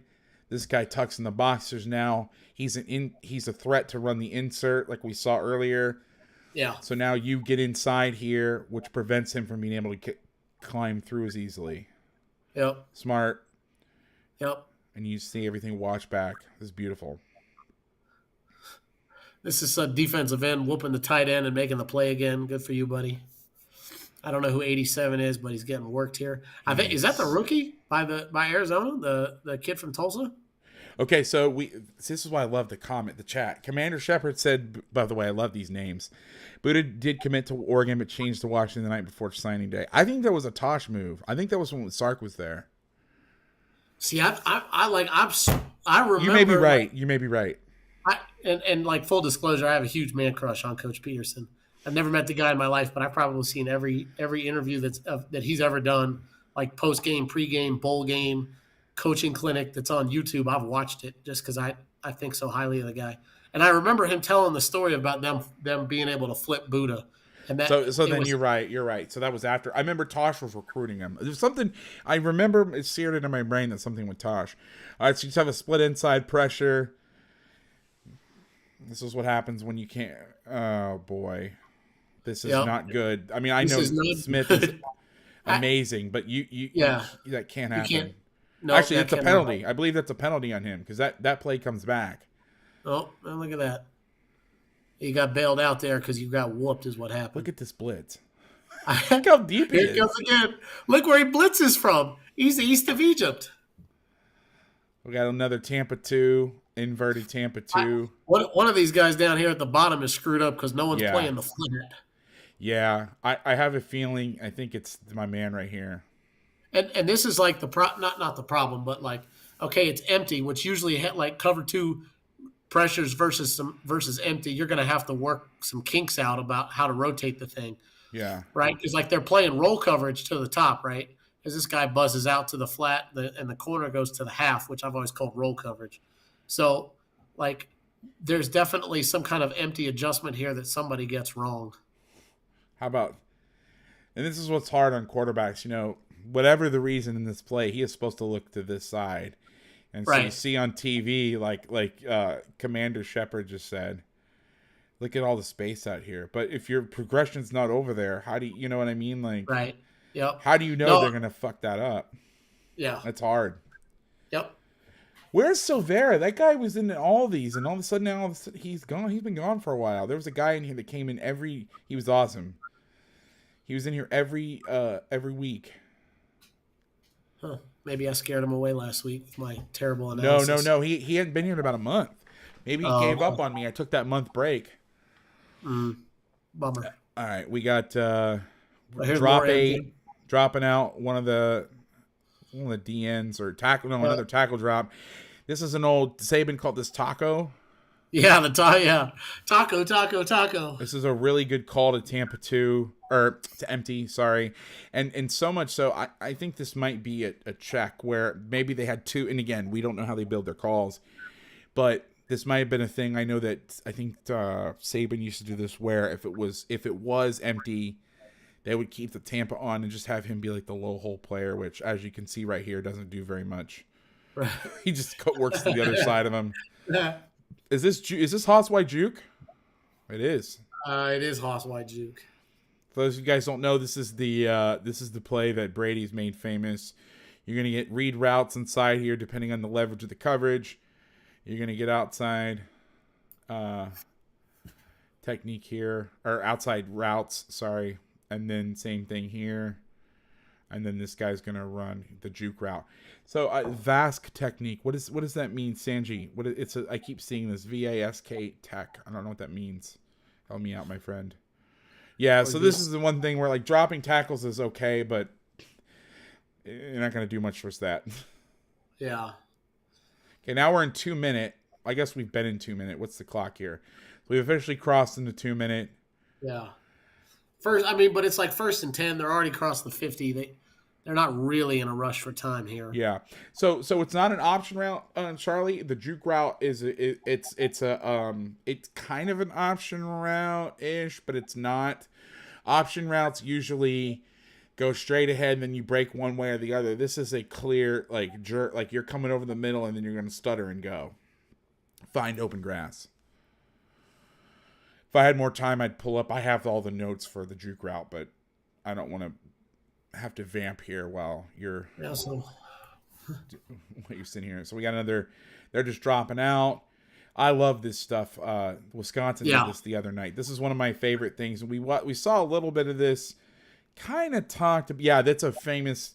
That Hoss Wide juke is a famous Patriots play. They've run that forever. Welker used to run it. That is a huge, huge, huge play in their playbook. This is one of my favorite concepts. I remember seeing Dave did this when they did this out of their Grizzly package, their Bear package, where they would bring the backer, bring this guy opposite, and then they drop out the ends. So you get a rush 4. But this guy being the Tampa dropper and then hit these guys playing the halves, and then some piece inside here, depending on where it's coming from, are your hook droppers. This is a really cool concept and can really screw up, especially if we drop 8. Like Wisconsin had a huge play against, help me out. Arizona State in the bowl game. And this was something that the Houston Texans used to do a bunch of when Vrabel was their D coordinator. They had a bunch of these 2 simulateds where they align in single high, and then he ends up just becoming like the middle runner in Tampa. And I have a really good cut up of it from a couple years ago. But yeah, this stuff is super cool, I think. I mean, you want to talk about changing the picture completely here on a quarterback. Yeah. Dak's an excellent quarterback. He's a Pro Bowl guy every year, and even he gets fooled by this. He throws a slant into an inside leverage corner here. I think they call PI on the corner. But yeah, they do. I mean, it's really good stuff. Because then it pairs up with something like this, where then they just bring the funk, where it's kind of like, I'm just hanging out, and then they bring 7 people here. So this must have been the emotional call of the night. So you have one of these. One call, I'd get pissed off, and I'd bring one crazy ass blitz. This is a pretty cool little blitz here, though.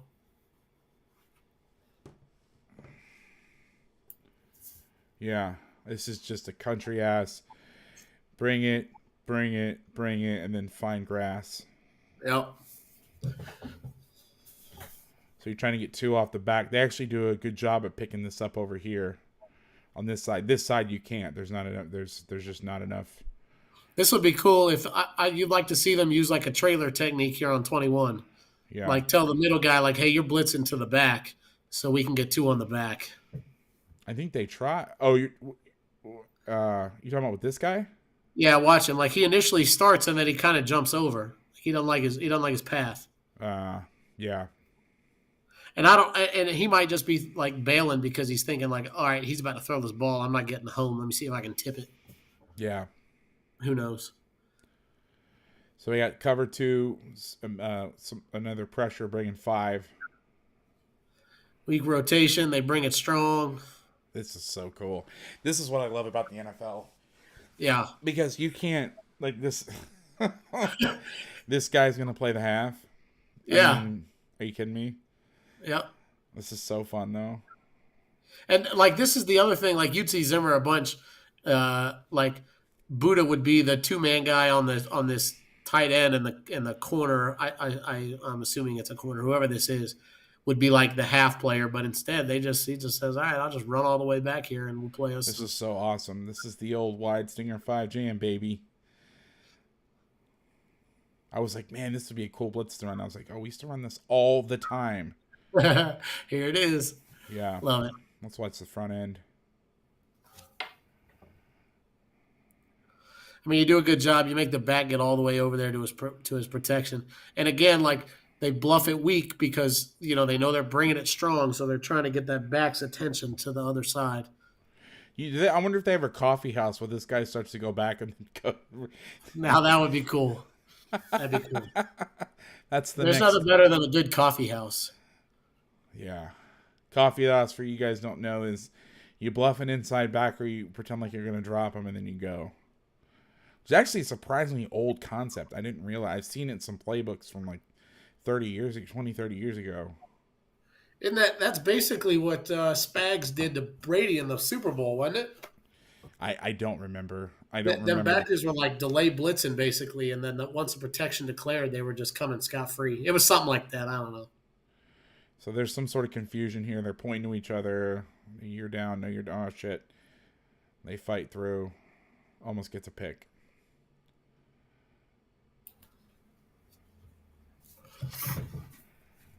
Oh, a lot of drop pass, a lot of batted balls, drop pass. I mean, that drive alone, or on this drive alone, rather, you've seen 2 batted, 1 batted for a pick, 1 dropped by the receiver. I mean, you're seeing a lot of that. One Baker gets free, knocks it down. So we're bringing 5. We're twisting up front. We're playing cover 1. It looks like there's a bust of some spacing sort. It's route. empty. Another tip ball. And then another tip ball. There's a guy Scott-ass open too over the ball. Scott-ass free. Yep, little spacing route. The safeties look confused. Look at what the safeties do on the snap. They're like, oh, crap, we're on the wrong side. Hold on. 34 and 3 are like, 2 plays in a row. Yep. Okay, they're bringing 7 people here. 3rd and 10. 20 personnel. Double mug, weak rotation. But, like, look, the safety's leaning so far. Oh, the misery. Free play.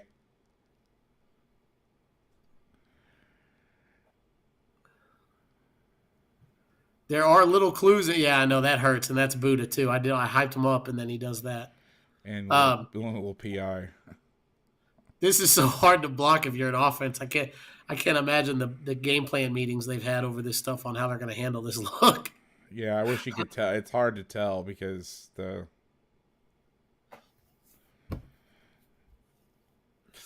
kind of gum up. There you got a little touchdown action here by the Cowboys. Yeah, this is Mike Gallup's touchdown here on the fade route. There's a coffee house by Simmons. Not very convincing. Yep. Nice little push off. Never gonna get called. Whatever. That's your boy. So I'm not gonna say shit. But you can see here, he starts to drop and then goes. Yeah. Wow. I didn't even see that. Yep, that's a bad cut. He doesn't sell it good enough here. Yeah, and you're trying to coffee house against Zach. Is that Zach Martin? Yeah, that's a really good player. Good luck to you. It's really not going to help much. All right, so we got second half. Again, I'm going to move quite fast in this because I want to keep this as close to 2 hours as possible. Look at him reload hurry the whole by front. the Cardinals. 3-week. We got 12 personnel. First play of the second half. Chandler Jones says, thank you. I'll take that. Yeah, great job. Watch the end zone. Bring it up on the old sack total. I notice this a lot. They're like they don't know what to do. It's yeah. And that's no slap tackle he's going against either. That's Tyron Smith. That's one of the best of all time. Yeah, he just runs right around him. Looks like I'm blocking for him. And okay, then don't Dak do picks it that. up. Don't do that. That's how you get cussed out. All right, we got 2nd and 10. Got 3 deep coverage. Just got a little creeper going. It looks like a little whip fire zone again. Yep. Yeah, Dak almost made a bad play worse. Yeah, sometimes just take the L. Yep. I'm impressed by how, and again, some of these pressures, you can spot them coming a mile away, but they block some pretty tough stuff with ease. They're just amazing how they can pick this shit up so quickly. So question in the chat, how much communication when DBs pre-snap is happening? That's a really good question. All right. So let me back up to this play right here where they're all moving frantically around. Okay, so when you come out of the huddle, and I'll tell you what we did, and Ben, you can chime in here. So we had a free safety and a weak safety. We ran the 4-2-5. So our free safety would go to the passing strength. He would say, in this situation, let's say the call was, we were a split safety team, or split field team, not meaning we were going to play split safety coverage, but we were going to split everything in half. So this safety here would go rip, rip, rip, meaning the passing strength's to the right, 3 reading right, 3 reading right, meaning we're playing 3 to the read side, 3 deep coverage. The safety would, or the corner would pat his helmet to say, I heard you, I got you. The backer would do the same to let him know. The weak safety here would go, like if this was this, we would play sky coverage, which is 3 deep. He'd go sky, sky, sky. We're talking here. And then you'd start being like, trade. Check 3 reading left, 3 reading left, sky, sky, sky. They're telling each other what they were going to do. They got to tell the backers what the coverage is. Now, that may not be how it works with these guys. And then they would communicate routes. Hey, cut split, alert the over if he had a short split. Or, hey, watch this. Hey, watch that. You know what I mean? Like, that's basically what's happening pre-snap. Guys have different terms, but that's pretty much, that's pretty standard. All right, we got 3rd and 10. We got a little exotic personnel. We got 1 down lineman in now. We're bringing 6 people. They started heating them up. Not started to, but I think early they were playing more coverage stuff, and now it's like, oh, yeah? Yeah, they were bailing out. Now they're bringing it. They're bringing 6. It's like normally the usual deal is to do the opposite, right? Okay, this is a mistake by offenses, and I know why they're trying to do this. They're trying to bring a 6 blocker in to try to protect, and okay, we're going to do this. We're going to do whatever protection we want to do, whether it's big on big or half slide or whatever. But now all you're doing is you're inviting more rushers to the party. So now what you do... If I'm a coordinator... Go ahead. If I'm calling the defense and your reaction to my bluff and pressure looks is to bring more guys in to protect, I'm calling more blitzes. Yeah. Like, you just gave me what I want. We can now bring 6 people... And we are going to play 2-man. Now, Dak gets out of here. Yeah. It ends up being a hold. The play comes back. But, this is not... I would go empty before I would do this. In college. What's that? Yes. This is the only issue with 2-man pressures is, if the quarterback escapes, you're donezo because there's nobody left. Which I think what they're trying to do is they're trying to run my favorite. This is usually... But he gets the shit held out of him. Yeah, they're trying to run like magic. Yeah, he does. And they called it. Yeah. They got 3rd and 20. Now we're just going to play quarter, half. Or you could also say it's 3 cloud. It's 6 one way, half dozen the other. Yeah. It looks like they're playing halves of the trips and poaching from the backside, but it's 3rd and 20, so it's some of these coverages look harder to tell because they're just just get the ball in front of you, knock it down, let's punt. Yeah. And force them to punt, and let's get the hell out of here. He's got nowhere to go with the ball. Punt team alert.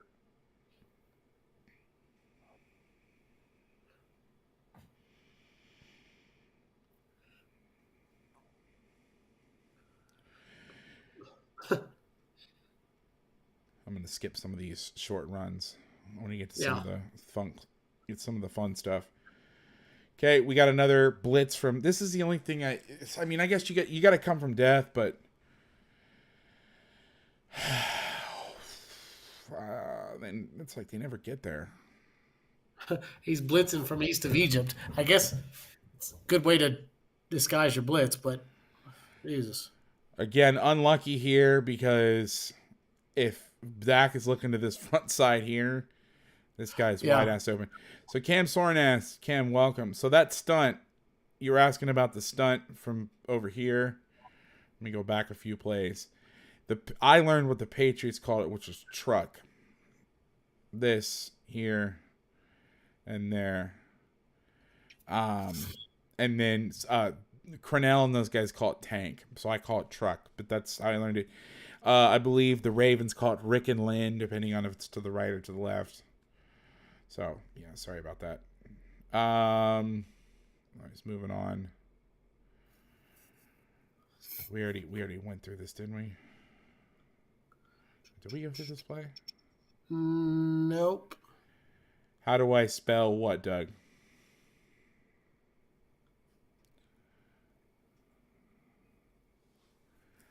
A lot of Mississippi's to throw. The state or the river?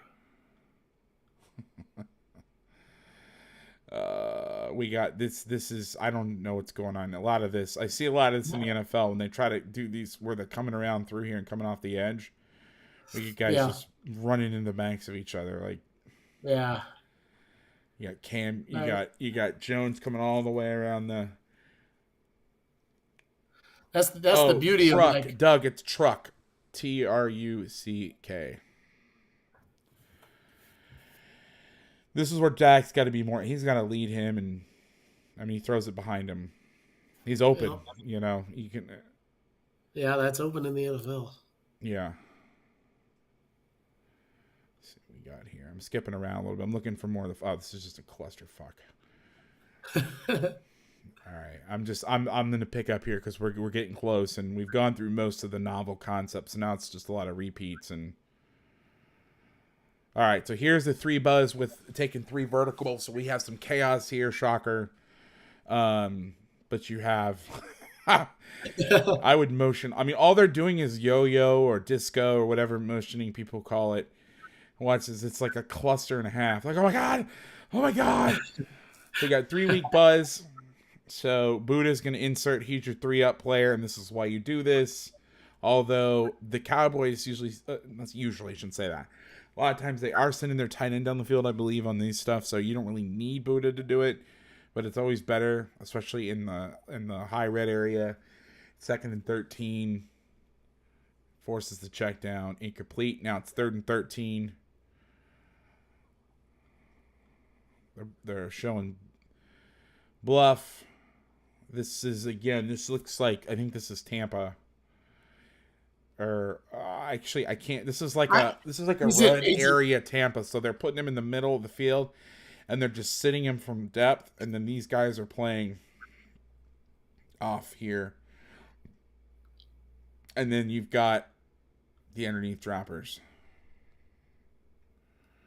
So it ends up being like a hybrid cover 3 Tampa. I mean, it's not hybrid. It's Tampa too, but it's 3rd and 13. What's the time? That area situational awareness. Yeah, I'm going to play top down in my zone version. Yeah, so just sit your ass.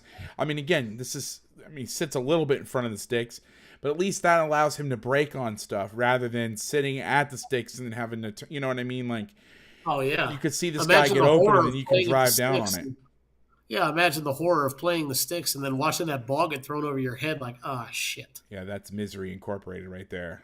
And then they get to 12 yards, so now it's going to be 4th and 1. Let's see what they do. A little option play. A little read option, 4th and 1. They had the TV timeout to think about it, too. This is why you don't bomb the tight end. There you go. Well, 2 guys take 86. Like, they're trying to have a discussion about it. Mm-hmm. So one guy's bombing and nobody's playing the quarterback.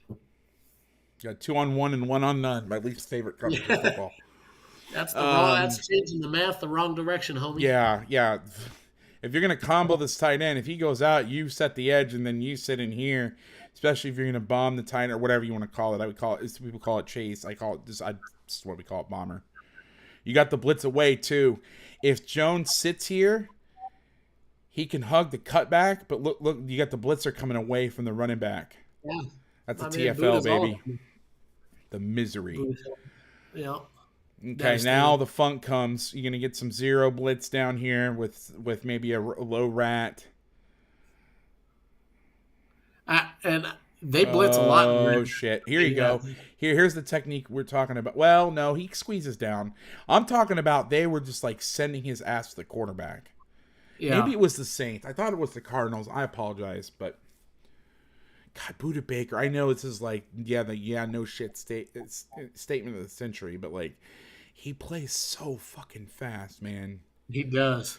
I mean, don't get me wrong. Listen, the NFL is full of amazing athletes. Even the worst NFL players are usually phenomenal athletes. So when you jump off screen like that, especially, I mean, this is a defense with Isaiah Simmons on it. I mean, just how when you play in the NFL and you move at a different speed, you know you're a different cat. Yeah, everybody out there is a different because cat. these guys, like, Dak looks slow sometimes, and he is a fast human. Like, he would beat most people in a foot race. And then Buda Baker's just, like, would lap him. Speaking of lapping, I started watching the Formula One Drive to Survive. The show's fantastic. Isn't that a great show? Fantastic. Dude, I don't know what it is. I think it was COVID, but I got super into the Formula One deal. I think for me, it's the French accents. One of the guys' names is Vassur. I got all excited. I love this. Number of rushers, 8. So we got 3rd and 2 on the 2-yard line. 8 people this is are coming. A heat 'em up here. Allegedly. No, they send it. My man gets cooked. Yeah, I know. It happens again, too. Get it. Get it. Let's watch that a little bit. I like this dance. Little doing the cha-cha-cha, said Wilson. He's been a prop for us for a long time. He went to Boise, dude. He was annoying. He's a good player. All right, let's see the blitz. They got another receiver coming out, number 2, Khalil Shakir. He's a pain in the butt, too, man. He's a great player. When they block up 8 people coming, that's pretty good. I mean, they got enough. Get enough time down there. Is this a 2-point play? No, I think this was. Was this the timeout? Yeah, this is 2-point play. Oh, there's the timeout. Okay. They get it. Is it timeout or do they get delay a game? I think they get something happened. They end up not going for it. Yeah, they kick the field goal. Yeah. Classic Dallas. Got our first downtown play action. Is this the first downtown intermediate play action shot we've seen all game? Yes. Interesting. Yes. Call more of this. It's also the first time, at least that I remember, that they've played cover 1 in this package, this base package here. They've been playing a bunch of 3, and there's been some 2 fires and stuff, but now they finally get to cover 1 here. I actually think this may be 3. This might be replays. It doesn't matter. It ends up playing out the same way. Yeah, I think it's 6. Dude, when it gets down to this, I'm sorry. I don't want to be. I don't want to be that guy. That's not. I'm not here to argue with about shit. It's just it's so. Right. It is. It's so like people are like they get really upset. That's not cover 1. That's replays. I'm like, what the fuck is the difference? Like at the end of the day, like yes, when you're teaching it on the field, there's clearly a difference. But it's like trying to spot something or fires. I don't know. It doesn't matter. And now I just ruined my train of thought. I'm going to say this, and this I may get cooked on here for this, and I love Kellen Moore. I've always said, people always ask, what's the hardest offense you've ever had to defend or a part of a staff? Boise. I've watched 2 of their games, and I know he's a good coach, but I've watched 2 of their games. And granted, I'm watching the 2 games where they weren't as successful, right? Because I'm watching the defensive side. Right. Not super impressed. Yeah. Not saying he's not good. And maybe, again, he may have been amazing in the other 15 games that I didn't see. But, like, from what I've seen, like, I don't know, man. I just wasn't super thrilled. Especially that Broncos game was pretty awful. I mean, that was hard to watch. I don't know if he was drinking ayahuasca all week, but it was brutal. I mean, and don't get me wrong, I love Kellen Moore. I think he's fantastic, great dude. Like nothing but respect for him. He's a tough guy to coach against. But fuck, it was. I don't know. The little bit I've seen was like, meh. And again, maybe it's just a bad sample size. We got a little TFL action here. Another Chandler Jones embarrassment. Hey, like this type of shit. Like he's been wreaking havoc on you all game. Whatever you need to do to make sure he's not one-on-one with the tight end. Like how many times has this happened? You know what I mean? Like, and I get it. Like if you're running to a 3 technique and a 6 technique, you know, you have to combo like this, right? Yeah. But like, put a sniffer here and try to get some. I don't know. I don't know what the answer is. Again, who the fuck am I at the end of the day? But like, this shit drives me insane. I mean, how many times has he whooped and he held the shit out of him? How many times does he need to whoop your ass one-on-one to be like, let's not do that anymore? Like, stop running. Because isn't duo, like this is duo or is this zone? Zone. And it's duo. No, it's duo, isn't it? Because he's opening up to the... So the whole point of duo, right, is to get movement here so it can cut out. That's the whole design of the play, right? Yeah. You can bounce it. Like, don't do that. Or put a wing in here. Do something. I don't know. I don't get that. Like, run zone. Get it front side. Oh, shit. Here we go. I love this. Oh, shit. Here comes. I love it. This is why I love why I love the NFL example. Why I love NFL defense example 472. Like, where else could you do something like this? So this is basically like the cross dog with the safety coming up the middle and dropping both ends out. It's just a different presentation. Yeah.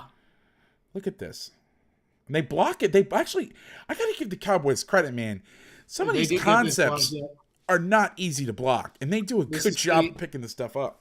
This is pretty insane. They bump because you got to double. The only way to block all three guys is to double bump it, and they get it done. Let's talk through what that means, and then we'll get to the result of the play. So okay. I'm gonna be obviously you can't. This is the one downside of doing this is I controlling the clicker and the drawing, which I guess is good because we both try to do it at the same time, be disaster. But talk me through what you mean by that. I'll be your pen. You tell me what to do. How do you block this? So we've got 6-man. So first of all, 86 is out. He's going out on a pass, right? So I don't know his route, but he's not in. Yeah, so he's out. He's not in the. Yeah, he's out. All right. So 77 is going to set for 55, right? Good on good. 62 has got the 3 technique, whoever that is. Okay. The center's going to come with probably that direction. All right. And then 70's going to his right, and 71's going to his right, and then the back's got. The back's got these 2 inside backers, right? Or he's 1 got to 2, right? Yeah, he's got 1 to 2, and I don't know what protection they're in or what their rules are. Let's take a quick peek. It's play action look, but it's really not. I mean, the back goes the other way because he sees Buddha, so he goes the opposite of where he's supposed to go. Let's start on the strong side because that's kind of where it all goes down here pretty awesomely. So first, 86 is in the pro, which I think helps him just to. Oh yeah, you're right. You're right. No, you're right. But even if he's not, though, 77 is still going to pick up this looper, and they're fine. Like, they're still going to get this blocked up. So basically, all right, so 77 is setting out wide, and when Chandler Jones drops, he's like, well, okay, I don't need to block that guy. He dropped, so let me bump back. So you see him start to kick slide, and eventually he gets the next widest guy, basically the first guy who shows up. Comes right to him. And basically 52 and 63 have to do the exact same thing. 52 is like, all right, that guy's disappearing. Let me pick up the next guy. 63 makes the same read. Hold on, my guy's disappearing. Let me pick up the next guy who shows. The back gets it right. He blocks the inside backer. This is really, really good by the Cowboys offensive line. That's really hard to block. That's a bitch. Because with that pressure specifically, it's got to be a double bump. And so, I mean, obviously they're helped out by the fact that 86 is in the pro. But really, he doesn't end up blocking anybody. 77 could have done the same thing he did. So let's watch the wide copy now, just to see the result of the play. It's a fumble. They lose the fumble. Yeah, this is a controversial call here on TV. I remember watching this, but it was a fumble. The refs are absolutely right. It's a fumble. Okay, so now they're down by 11. You got it. Starting to wind the game down. They start making something happen. So I believe the Cardinals get a little bit more, not more exotic, but they're keeping on that theme. You're there. They're dropping both tackles again. They're bringing the casino concept with 2 deep behind it. A little 2-trap action in the corner. Gets the motion. He's going to go inside. He's got to leverage this, hold this off, and then rally up to the back. What a play, too. He gets him on the ground. What a play.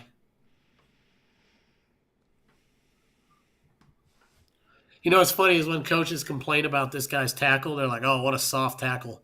I'm like, "What are you talking about? Take He's your best one-on-one shot. in space with a better athlete and gets him on the ground for a loss. That's a great tackle. What are you talking about?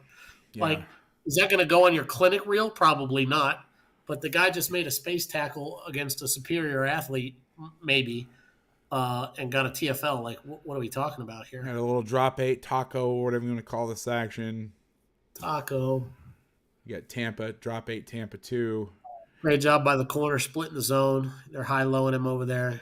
Really good job splitting the zone. This is, a lot of people call this a sail technique. So you turn your back to the sideline, you split these two right here, let his shoulder bring you down. I will say he reacts a little late. So right now he should be driving. The front hand's off the ball. Yeah, He's a little late on his of reaction, but he gets back to square. He's outside in. He gets him out of bounds. This guy right here, Sammy Sidelines, never missed a tackle in the history of football. On that Vass, I would also make the argument you don't even have to wait for the quarterback's hand to come off the ball. As soon as his shoulder crosses your face, you can go. Because you ever seen a quarterback go corner route, flat route? Oh, shit, never mind. I'm going to throw the corner route late. No, not really. Like right there. Yeah. Or actually, he does. He actually does. Let's watch his shoulders. So he's looking down. He goes out. Then he goes back. Then he goes back down again. I don't know. That's. I love these guys. What are you pointing at? Like, what's this guy pointing at? Yeah, the guy with the ball. My other favorite is when they run down and they're pointing. They'll like point at the end zone. Yeah. Like, what the fuck are you doing? Dak just likes to hesitate. Yeah. We got another crazy ass up look. 3rd and 2. Love it. Here for it. And a motion to trips. Cover 2. Mesh. All the chaos ensues. Is this Dak's flip the hip? Oh, I thought he was doing his little hip drill thing in the wild. Little pregame warm up deal. Yeah.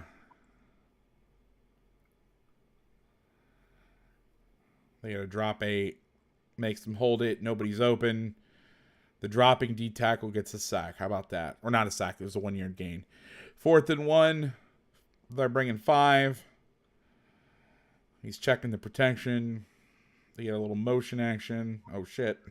Got him. Oh, poor 7. Oh, man. Yeah. This is why you always got to trail. This is why you always got to trail slightly when you're going with motion. And you can't ever take your eyes off of him either. You can't assume what it is. Yep. Yeah, good little play design, first down. Moving the chains. Got about 6 plays left.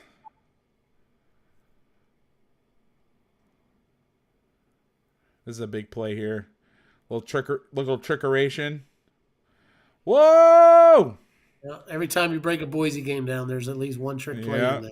And then you spend 30 minutes on that one play. Let's watch this. They execute them so damn good, too, right? They almost never screw them up. Oh, the misery. Yeah, that's tough there. Love it. Good hustle, though. What it is. Yeah, good way to stay alive. I mean, like, if you're calling defense, what do you say? Fucking congratulations, let's play again? Yeah. Basically. Yeah, it's tough.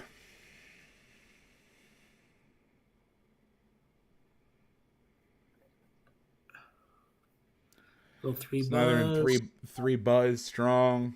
And here he's got a touchdown to Sed Wilson because the 3-up player is busted. Doesn't take 3 up. And maybe this is why they do it with Buddha so much. Maybe this is a common thing. Yeah, this is one high. Yeah, the bender's there now. That's a touchdown right there. Yeah.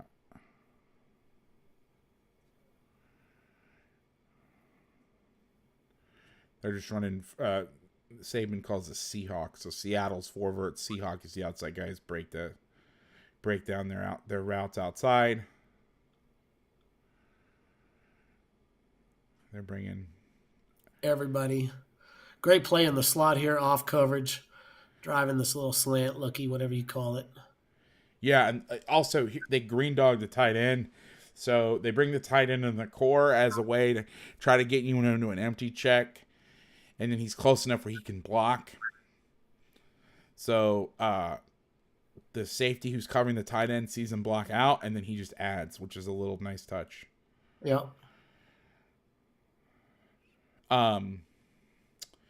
There's an old wives' tale. I don't know if it's an old wives' tale or not. I actually don't know if this happened or not. But let's watch them block this up. I mean, they half slide into the blitz. I mean, this is good protection, but it's also they just happen to blitz into the right. Yep. That end's got to go. This is where I would put the end. If it's empty, I'd put the end right here and bring him, and then let this guy cover from outside. Because now, if that end is there, if he's inside and rushes, maybe that's what they saw in film is, hey, look, if we stand them up, we might get them into an empty check of zero blitz where they bring 6, and we can still block it. You know what I mean? Right. There's an old story that back when the only answer to zero blitz or empty was cover 0, or one of the big answers. This is when there was empty plays, not empty teams. That Spurrier would play. Woodhofer or whatever. He was the old Steelers DC when they were the Steel Curtain, or one of the coaches, whatever. But they would go empty, and then what they would do is they would line up like this guy right here, and they would get them into their zero blitz, and they'd walk everybody up, and then they'd motion them real fast to the edge and get 6-man protection, and they were stuck in cover 0. Yeah. Why delay versus the pressure looks? Yeah, if you can block it. I mean, that's where, like, Yeah, if you how long do are you gonna this, delay and it for? you saw it on the first down earlier in the game where they did this and then got him out. But that's one of those, you're playing with fire. You got to be careful. Yeah, if you delay him for too long, you take the sack, which is Yeah. not going to get it done in the NFL. That's tough. Yeah, so yes, it's a good answer, but you gotta be careful. Got to be careful. You know what I don't see in the NFL that they should do more of, and maybe I'm full of shit? This is an old split back veer concept. We block out and you fold the tight end and bring him up inside versus some of this stuff. Like if you're getting 9 techniques that are covering out here, like say you got a 3 and a 9 and this guy's got the tight end, pass set and fold his ass underneath where you can't get to him. That's an old Y pop, an old split back veer from like the 70s Y pop concept. Boot. Got him. Cooked again. My man, 27. Took the cheese. Most issues in football when guys get open is this. Yeah. When your feet get wide, your feet get out of the framework of your body, your arms come out, your head drops, you can't change directions. Yep, that's Cooper. all. That's cooked. Championship. That's cooked. Good fake. That looked a lot more convincing than the first one that we saw not the first. Not that there was only 2. Yeah.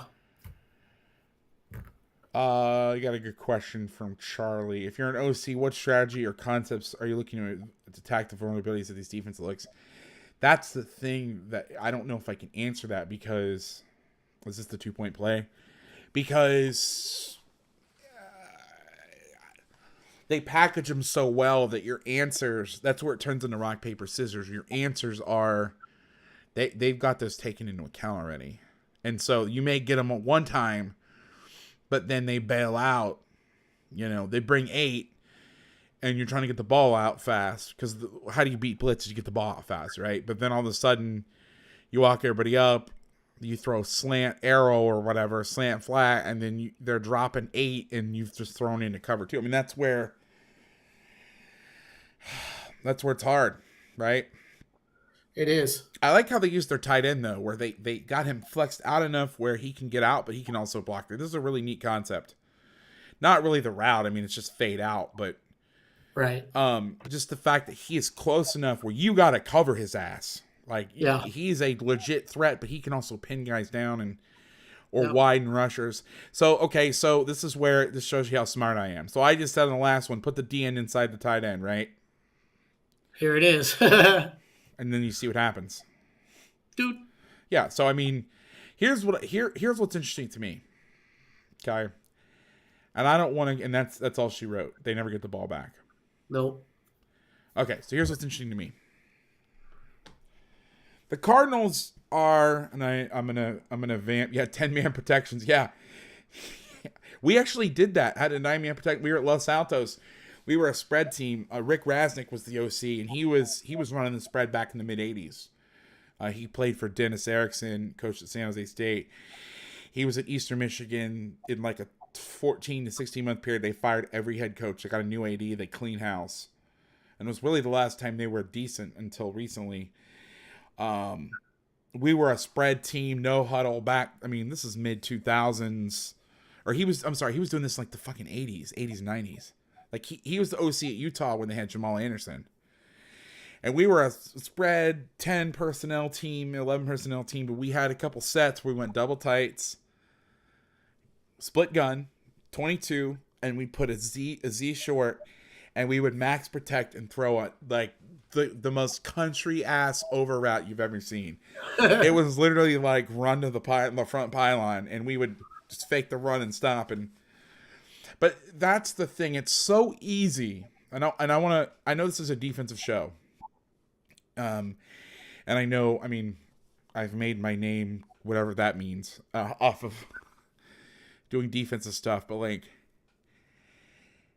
that's a really good lesson for you guys when you're watching film. Like, I just broke down a play, like the second to last play, third to last play, where I was like, oh, why don't they move the end inside? Again, I'm watching this in retrospect. We have no idea what these guys saw unless I sat and broke down the Cowboys' previous 6 games before I did this, which is never going to happen because I didn't decide I was going to do this game till last night.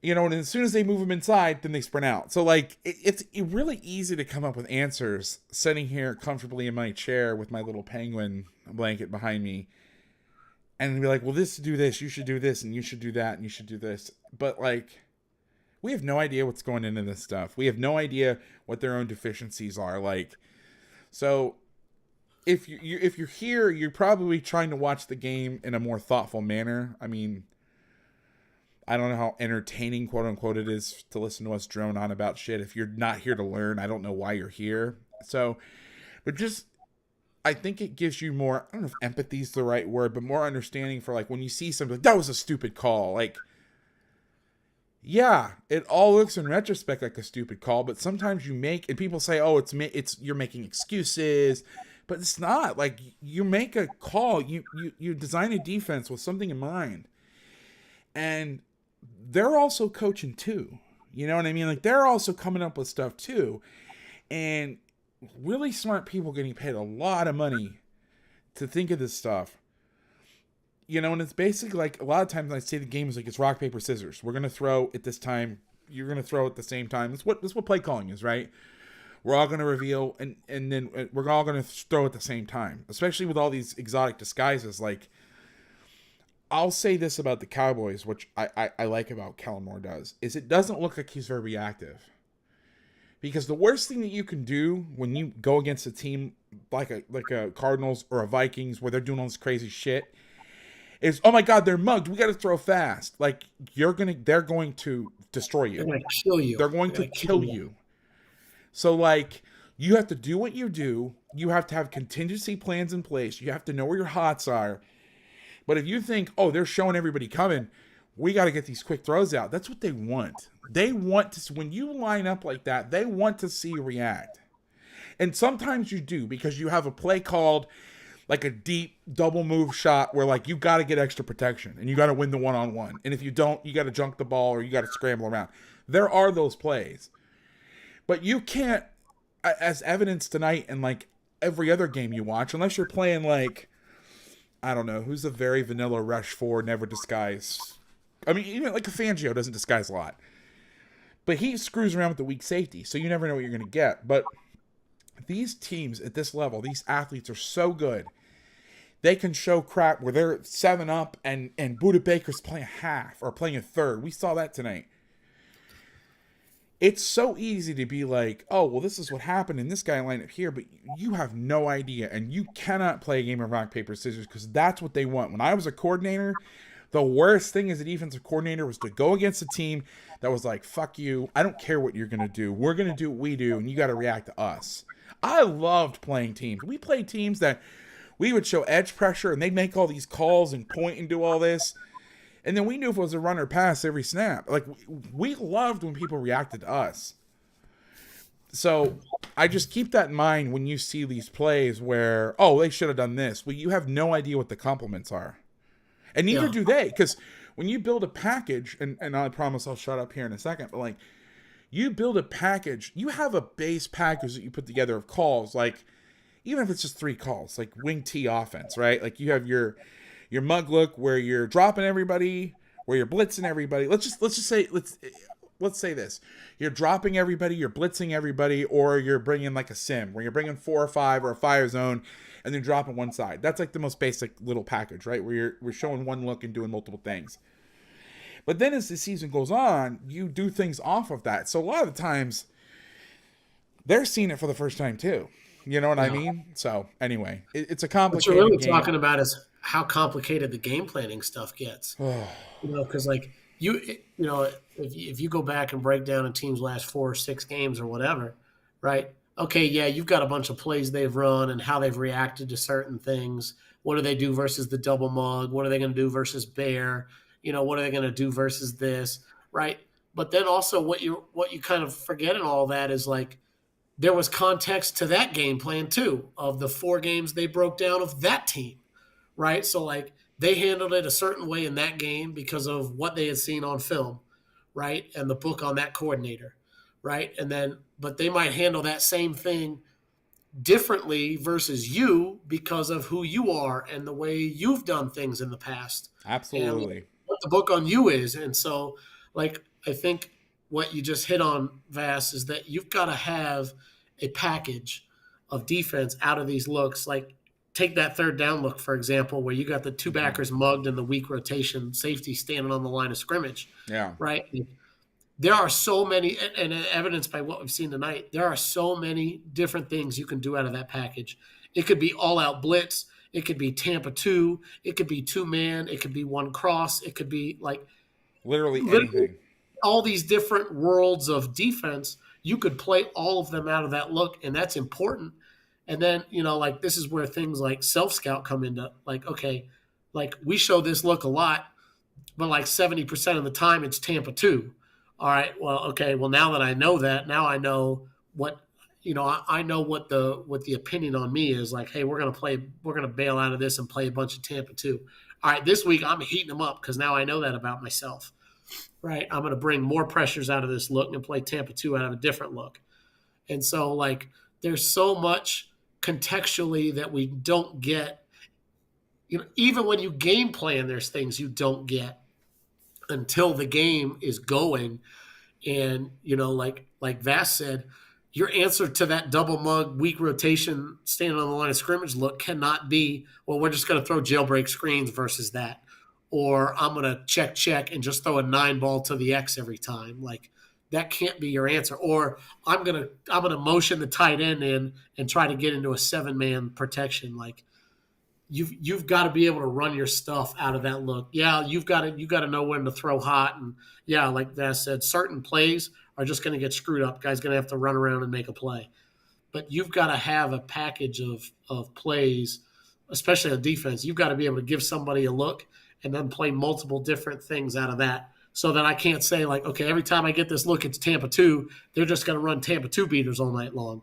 All right, well, yeah, but then I'm going to come back and play cover 1. I'm going to come back and play 3-week buzz. I'm going to come back and play blitz coverage. And I'm sending everybody, I'm coming and I'm playing this, right? Yeah, like, hey, run your Tampa beater 20 yards down the field. I'm going to sack you before you get that far down the field because here comes everybody. Yeah, I'm bringing 4 off one side. Or the worst thing that you can do, I mean, like, and I don't know, again, who am I? But my favorite thing to get was 7-man protection, like the backs in the backfield. Oh, yeah. Because they can't get out fast. Like, they can't vertically really. You can run all out routes, text, whatever the fuck you want to run. I don't care. I'm worried about the first thing is how many guys can go deep. If you give me a look where I know that every time, and again, not every time, but sometime when I bring 7, show 7 up or 8 up or whatever, that you're going to get both guys in the backfield like they did for that one play. And again, sometimes you have to. If it's a deep shot, there is no time. If you're running like the Yankee or Spear or whatever, with the dig in the post and something out in the flat, you can't be like, oh, we're going to throw hot. There's no highs. It's a downtown shot. Yeah. So I get it. Sometimes you got to do that. But I can also, if I'm rush 3, I can double team all 3 guys. I can bracket all 3 eligible receivers and still have a guy like a green dog for the back or something. Because if you're gonna bring a guy in the backfield to block, I doubt you're then going to release him. Now you could play the. They don't expect me to do this, so I'm gonna so if we bring him in the backfield, you're not gonna cover him. Well, then fine, I'll bring him in the backfield and then I'll send him out. But like, you got to be careful because if you're too reactive. That's what you get. Yeah. And now, just from a psychological standpoint, they're thinking about you. Got them thinking about you. That's what's so frustrating about playing a guy like Mahomes and those guys. It's like it doesn't matter what you do; they will break you. Yeah. You know what I mean? Like they will impose their will. Oh, they will. You know, and then if you have things packaged. Now, what I was about to say before I went on my 15-minute bullshit. And please don't roast me. I'm just watching. I'm just, and I mean, I don't give a shit. It's not like I'm too sensitive to take it, but like, I just want to caveat this before you start being like, actually, the PFF grades for this guy. Here's what I know in the one game, the Cardinals corners, they're not very good. Yeah. Would you agree with that? Yeah. They're and I know, I mean, they're one of the best teams in football record-wise. I know their division's a little down this year. I mean, well, no, the Seahawks didn't have a great year. The Niners are average. The Rams are good, but like they're up there as one of the top seeds. And I can and I kind of vamp here while I pull up the DVOA or whatever, but like I don't see them. Like I can't. I guess I can't believe that a defense has played this well. And with this terrible of corners playing what they do, it's not like they're a Tampa 2 team. It's not like they're, you know what I mean? It's not like they're just having their corners sit in the flat. Yeah, they play a lot of cover too, but it's not like that's their only thing they do. They played some man-to-man. They played a lot of 3D. They play a lot of shit. Yeah. And it was just interesting to me. I'm trying to pull up the stats as I stall. They are the 6th in terms of DVOA. They are 6th in the NFL behind the Rams. So it goes Dallas, New England, Buffalo, New Orleans, the Rams, Arizona. And they are not very good outside. And it's amazing that like the Cowboys with their great receivers didn't take advantage of that more. Yep. That's one thing I saw is I was surprised we didn't get more shots, more play action. Getting a 12 down. Like I noticed that, and again, and I'm no offensive guru, but when you think Boise State, what do you think? Power run and downtown. They used to call it. Patterson always used to have funny names for routes, but they'd call it Vanna White. They'd run the wheel play. Boise had this wheel play. Wheel of Fortune, Vanna White, get it? Ha. But they would go. It was called downtown, and then they had Vanna White, and it, like deep country ass over routes and shit. Isolating the guys outside, like they had the one play where they ran the comebacks and I mentioned it was called some people call it Seahawk, where the outside guys snap off their routes, but you didn't see a lot of like I think in protection you protect with 5 or you protect with 8. No, and again I'm being hyperbolic. I don't really mean that all the time, but like it was all these kind of like milquetoast 6-man protections, and they did some 7, but it was like keep the tight end and shit. Like I'm surprised they didn't go in 13 personnel. But the other thing, though, I'll say this. So in the Cardinals' defense, they also weren't running the ball on him very well. And I know that you don't have to run the ball well to throw play action, which I also think is bullshit. I know the data is out there and says all this stuff, but I'm telling you right now, if you can't stop the run, you have to get in 1-high coverage. Now you're 1-on-1 on the outside.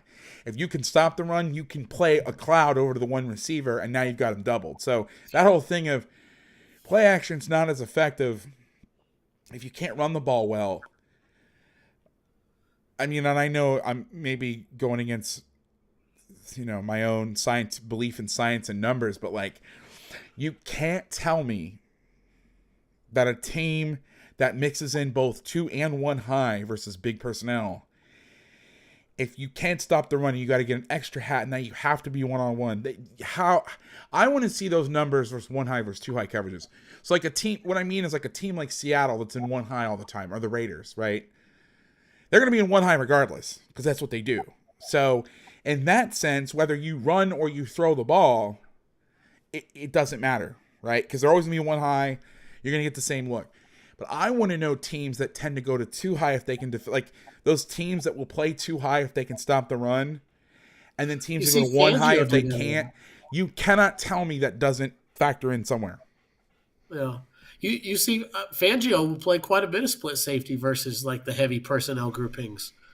He's not afraid to do it. I think it's great because you can spill, because you're not getting. I mean, if it's down under center, unless you're going to get a gift route, there's no RPOs. Right. Yeah. And like, in that league, okay, I'm going to play split safety, and you're going to run it for 4 yards, and I'm not even going to blink twice at the fact that you just ran it for 4 yards on me. Like, I don't even.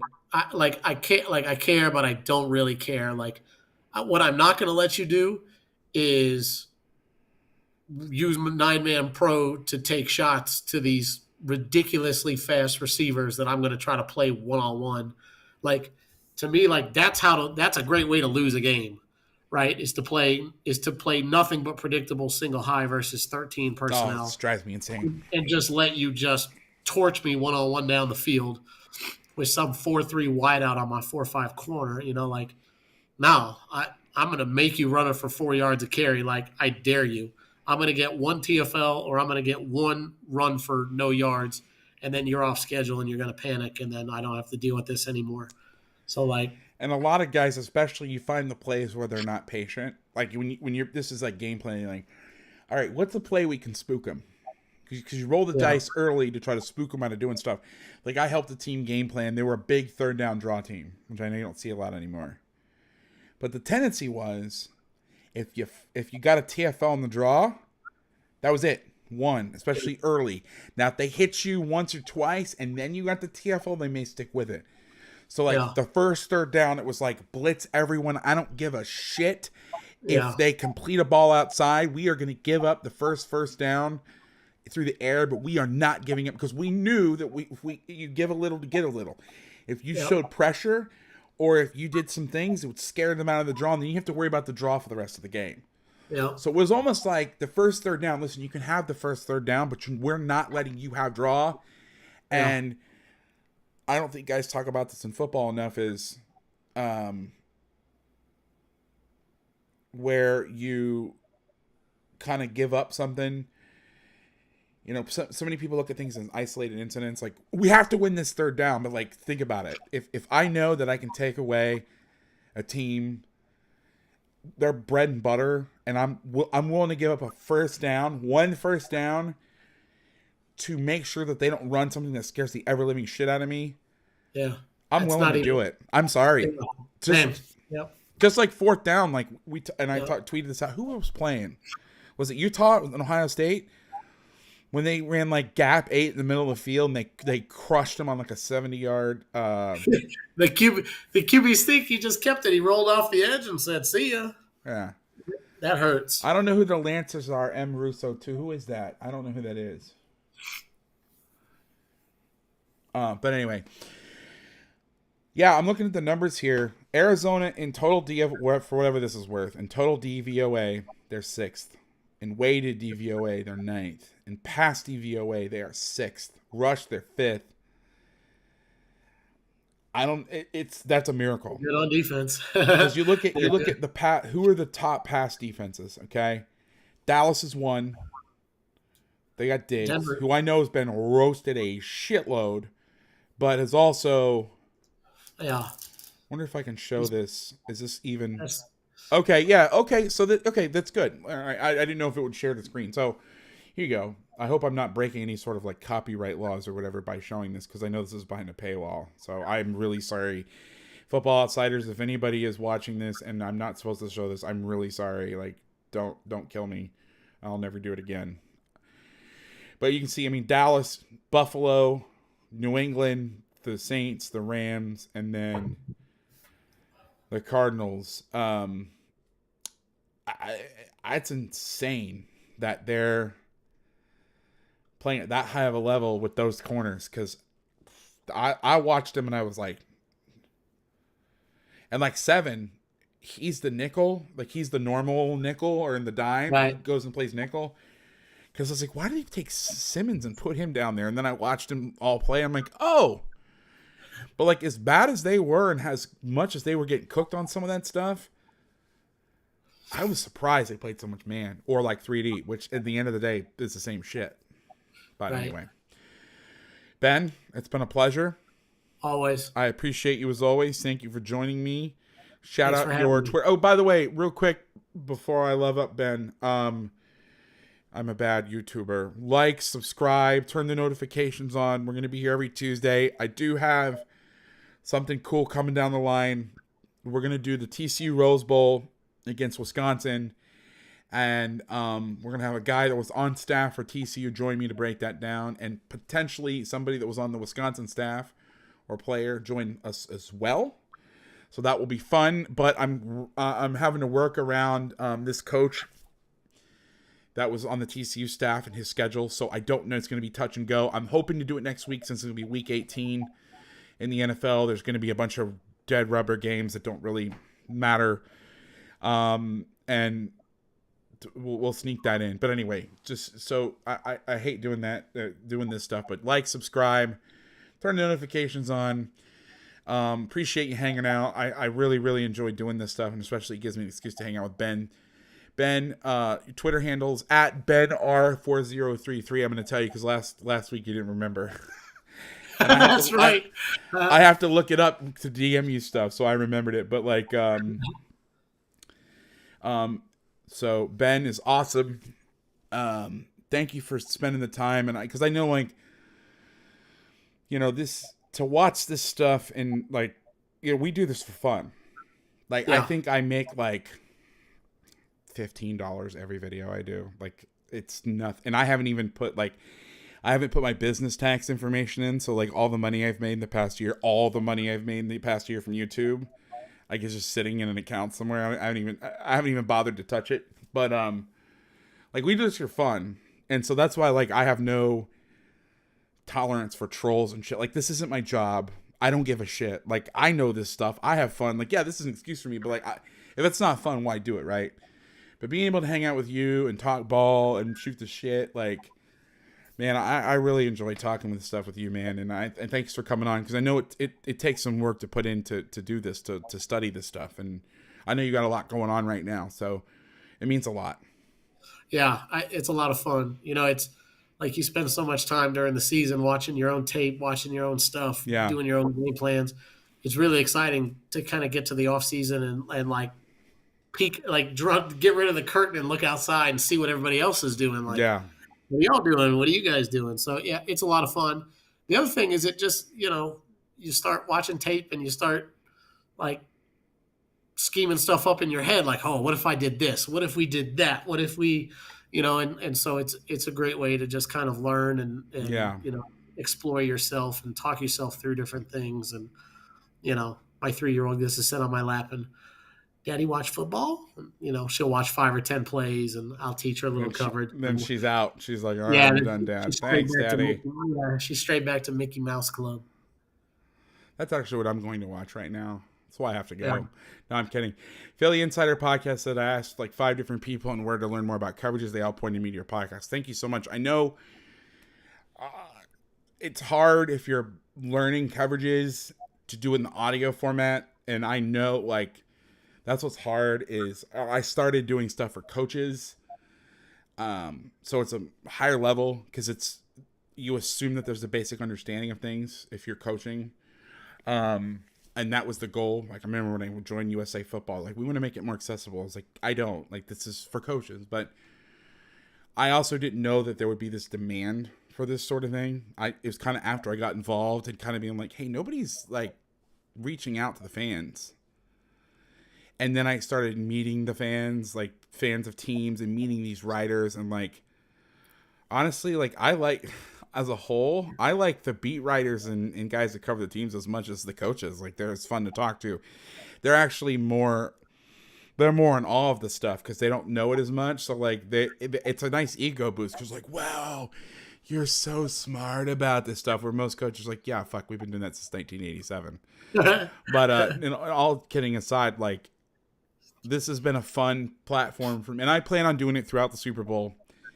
But this is a fun format to kind of take a step back and not get all into the weeds of shit, and kind of, because I love to teach. I'll always be a teacher. I love paying it forward. I was taught by so many people that were so generous with their time, and I feel like I've been gifted this platform that guys listen to what I say for God knows why, but they do. And I just really appreciate like you guys taking the time, because I know this is not easy. And like some of the average watch times on some of these videos, like YouTube is like, the average is like 2 minutes. It's like 30 minutes. Like our last video we did, the average watch time was 28 minutes. Average. Do you know how hard that is? Because like, we're not doing zany cutaway. Like, it's just me and you. It was me and you bullshitting. Yeah. You know what I mean? And oh God, please help me out. Who joined us? I don't even remember what game we did last week. We did we did Chiefs Steelers. Yeah. Yeah, Daniel Harms. Jesus Christ. I feel about to feel like a total asshole to be like, but at least I didn't remember the team.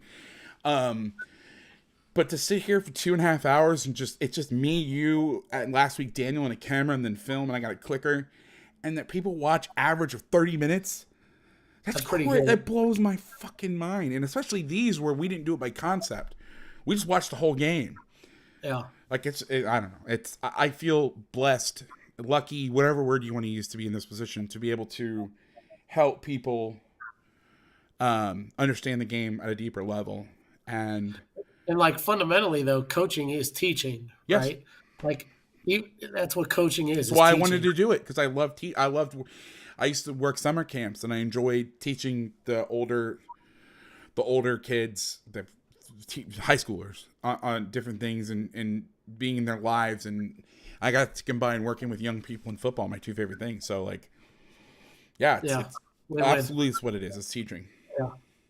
Now you can tell, even at the college level, it's still teaching. Like you get these freshmen who show up, who played 2 calls their entire high school career. And now all of a sudden we're going to install 7 or 8, 9 calls on day 1, right? And there's 6 or 7 days of install like that. And so, like, you're taking a kid who, at this point, doesn't know anything really. Like, you get these wing T quarterbacks. Look at I mean, was it not Colorado? Was it Colorado? Mike McIntyre's son was the quarterback there. Well, no, that's not fair, because his dad was a college coach. But you look at some of these guys, like McIntyre, his kid was a wideout, I thought. Yeah, he was. I'm sorry, he was a high school quarterback. That's what it was. I used to coach against him. But like the other one that went to Valley Christian that became the quarterback at Kansas, he was a wing T quarterback, and then went to CSM, and had to learn a pretty powerful offense, and not a lot of time, in junior college football in California, you don't have all the time in the world. But I know that there's a lot of shit online about football. I know that there is a ton of content out there. And the fact that like, I know it's after the new year, but I'm kind of feeling reflective now. Like, some of my favorite, like Ali Connolly wrote this amazing article in Odd Mirror. And I think it was sparked by the stuff I talked about, because we did a podcast last July, August, September, and he did this whole beautiful article. It's fantastic. He did a lot of research on it. And like, the fact that I'm able to help people, and that there's people that will sit here for 2.5 hours just to listen to me bullshit, like that blows my fucking mind, man. Like I take that, and I take it very seriously. Like, as much as I like to joke around and stuff, like I take teaching the game, and I take like this sort of position, whatever you want to call it, that I'm in, where people are like, we're going to listen to you. Because it's one thing to talk to fans, right? It's one thing to talk to fans to help them increase their understanding. It's another thing when people are listening to you and they are turning around and doing and installing what you're telling them to do, that is scary.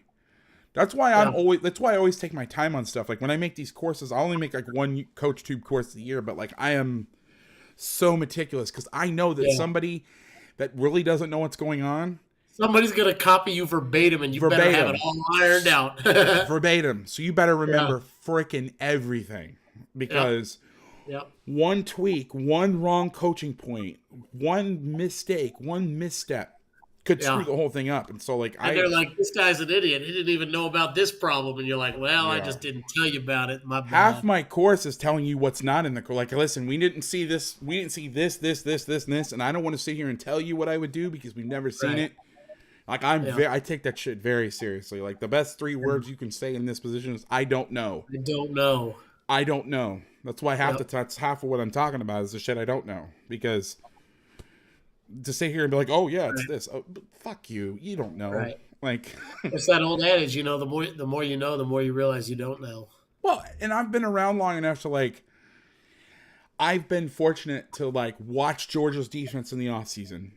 Try to figure out what's going on. And then go hang out with Glenn Truman for a couple days and he tells and I know the shit and I'm still like because you have no way of knowing because how they build their calls. You have no clue. Yep.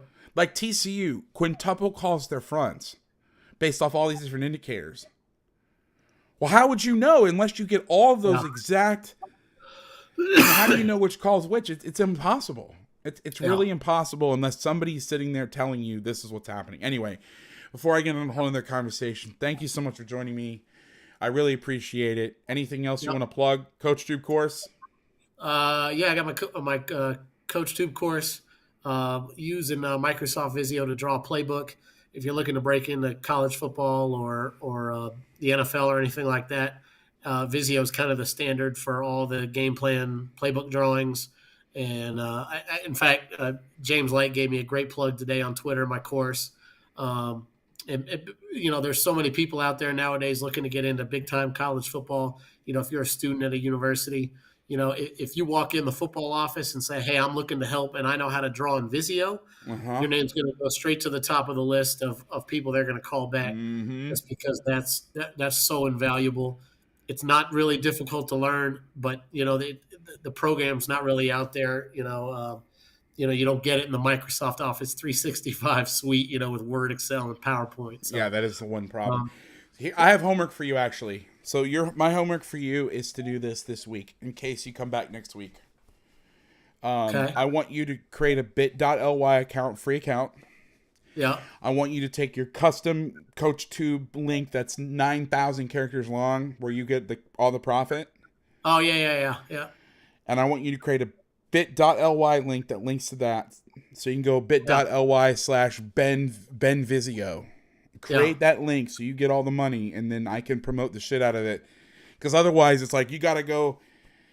Because if I give the link, then I'm going to get the money. I want you to have 100%. So do that for me this week, and then I'll make it something like bit.ly/BVisio or Visio Ben or some Ben Draw, whatever. And then that way, guys can go to it and get it, and you get all the profits. And it's the course is about an hour, but that's about all it takes.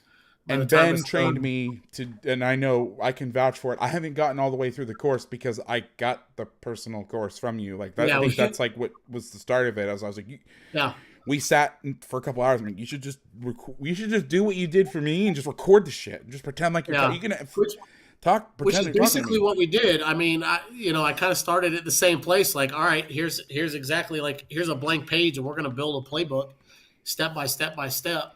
And you'll find out it's really not that hard. But if you're looking to get into coaching and you walk into a college football facility and say, I know how to draw in Visio, like they're going to take you without asking almost any more questions.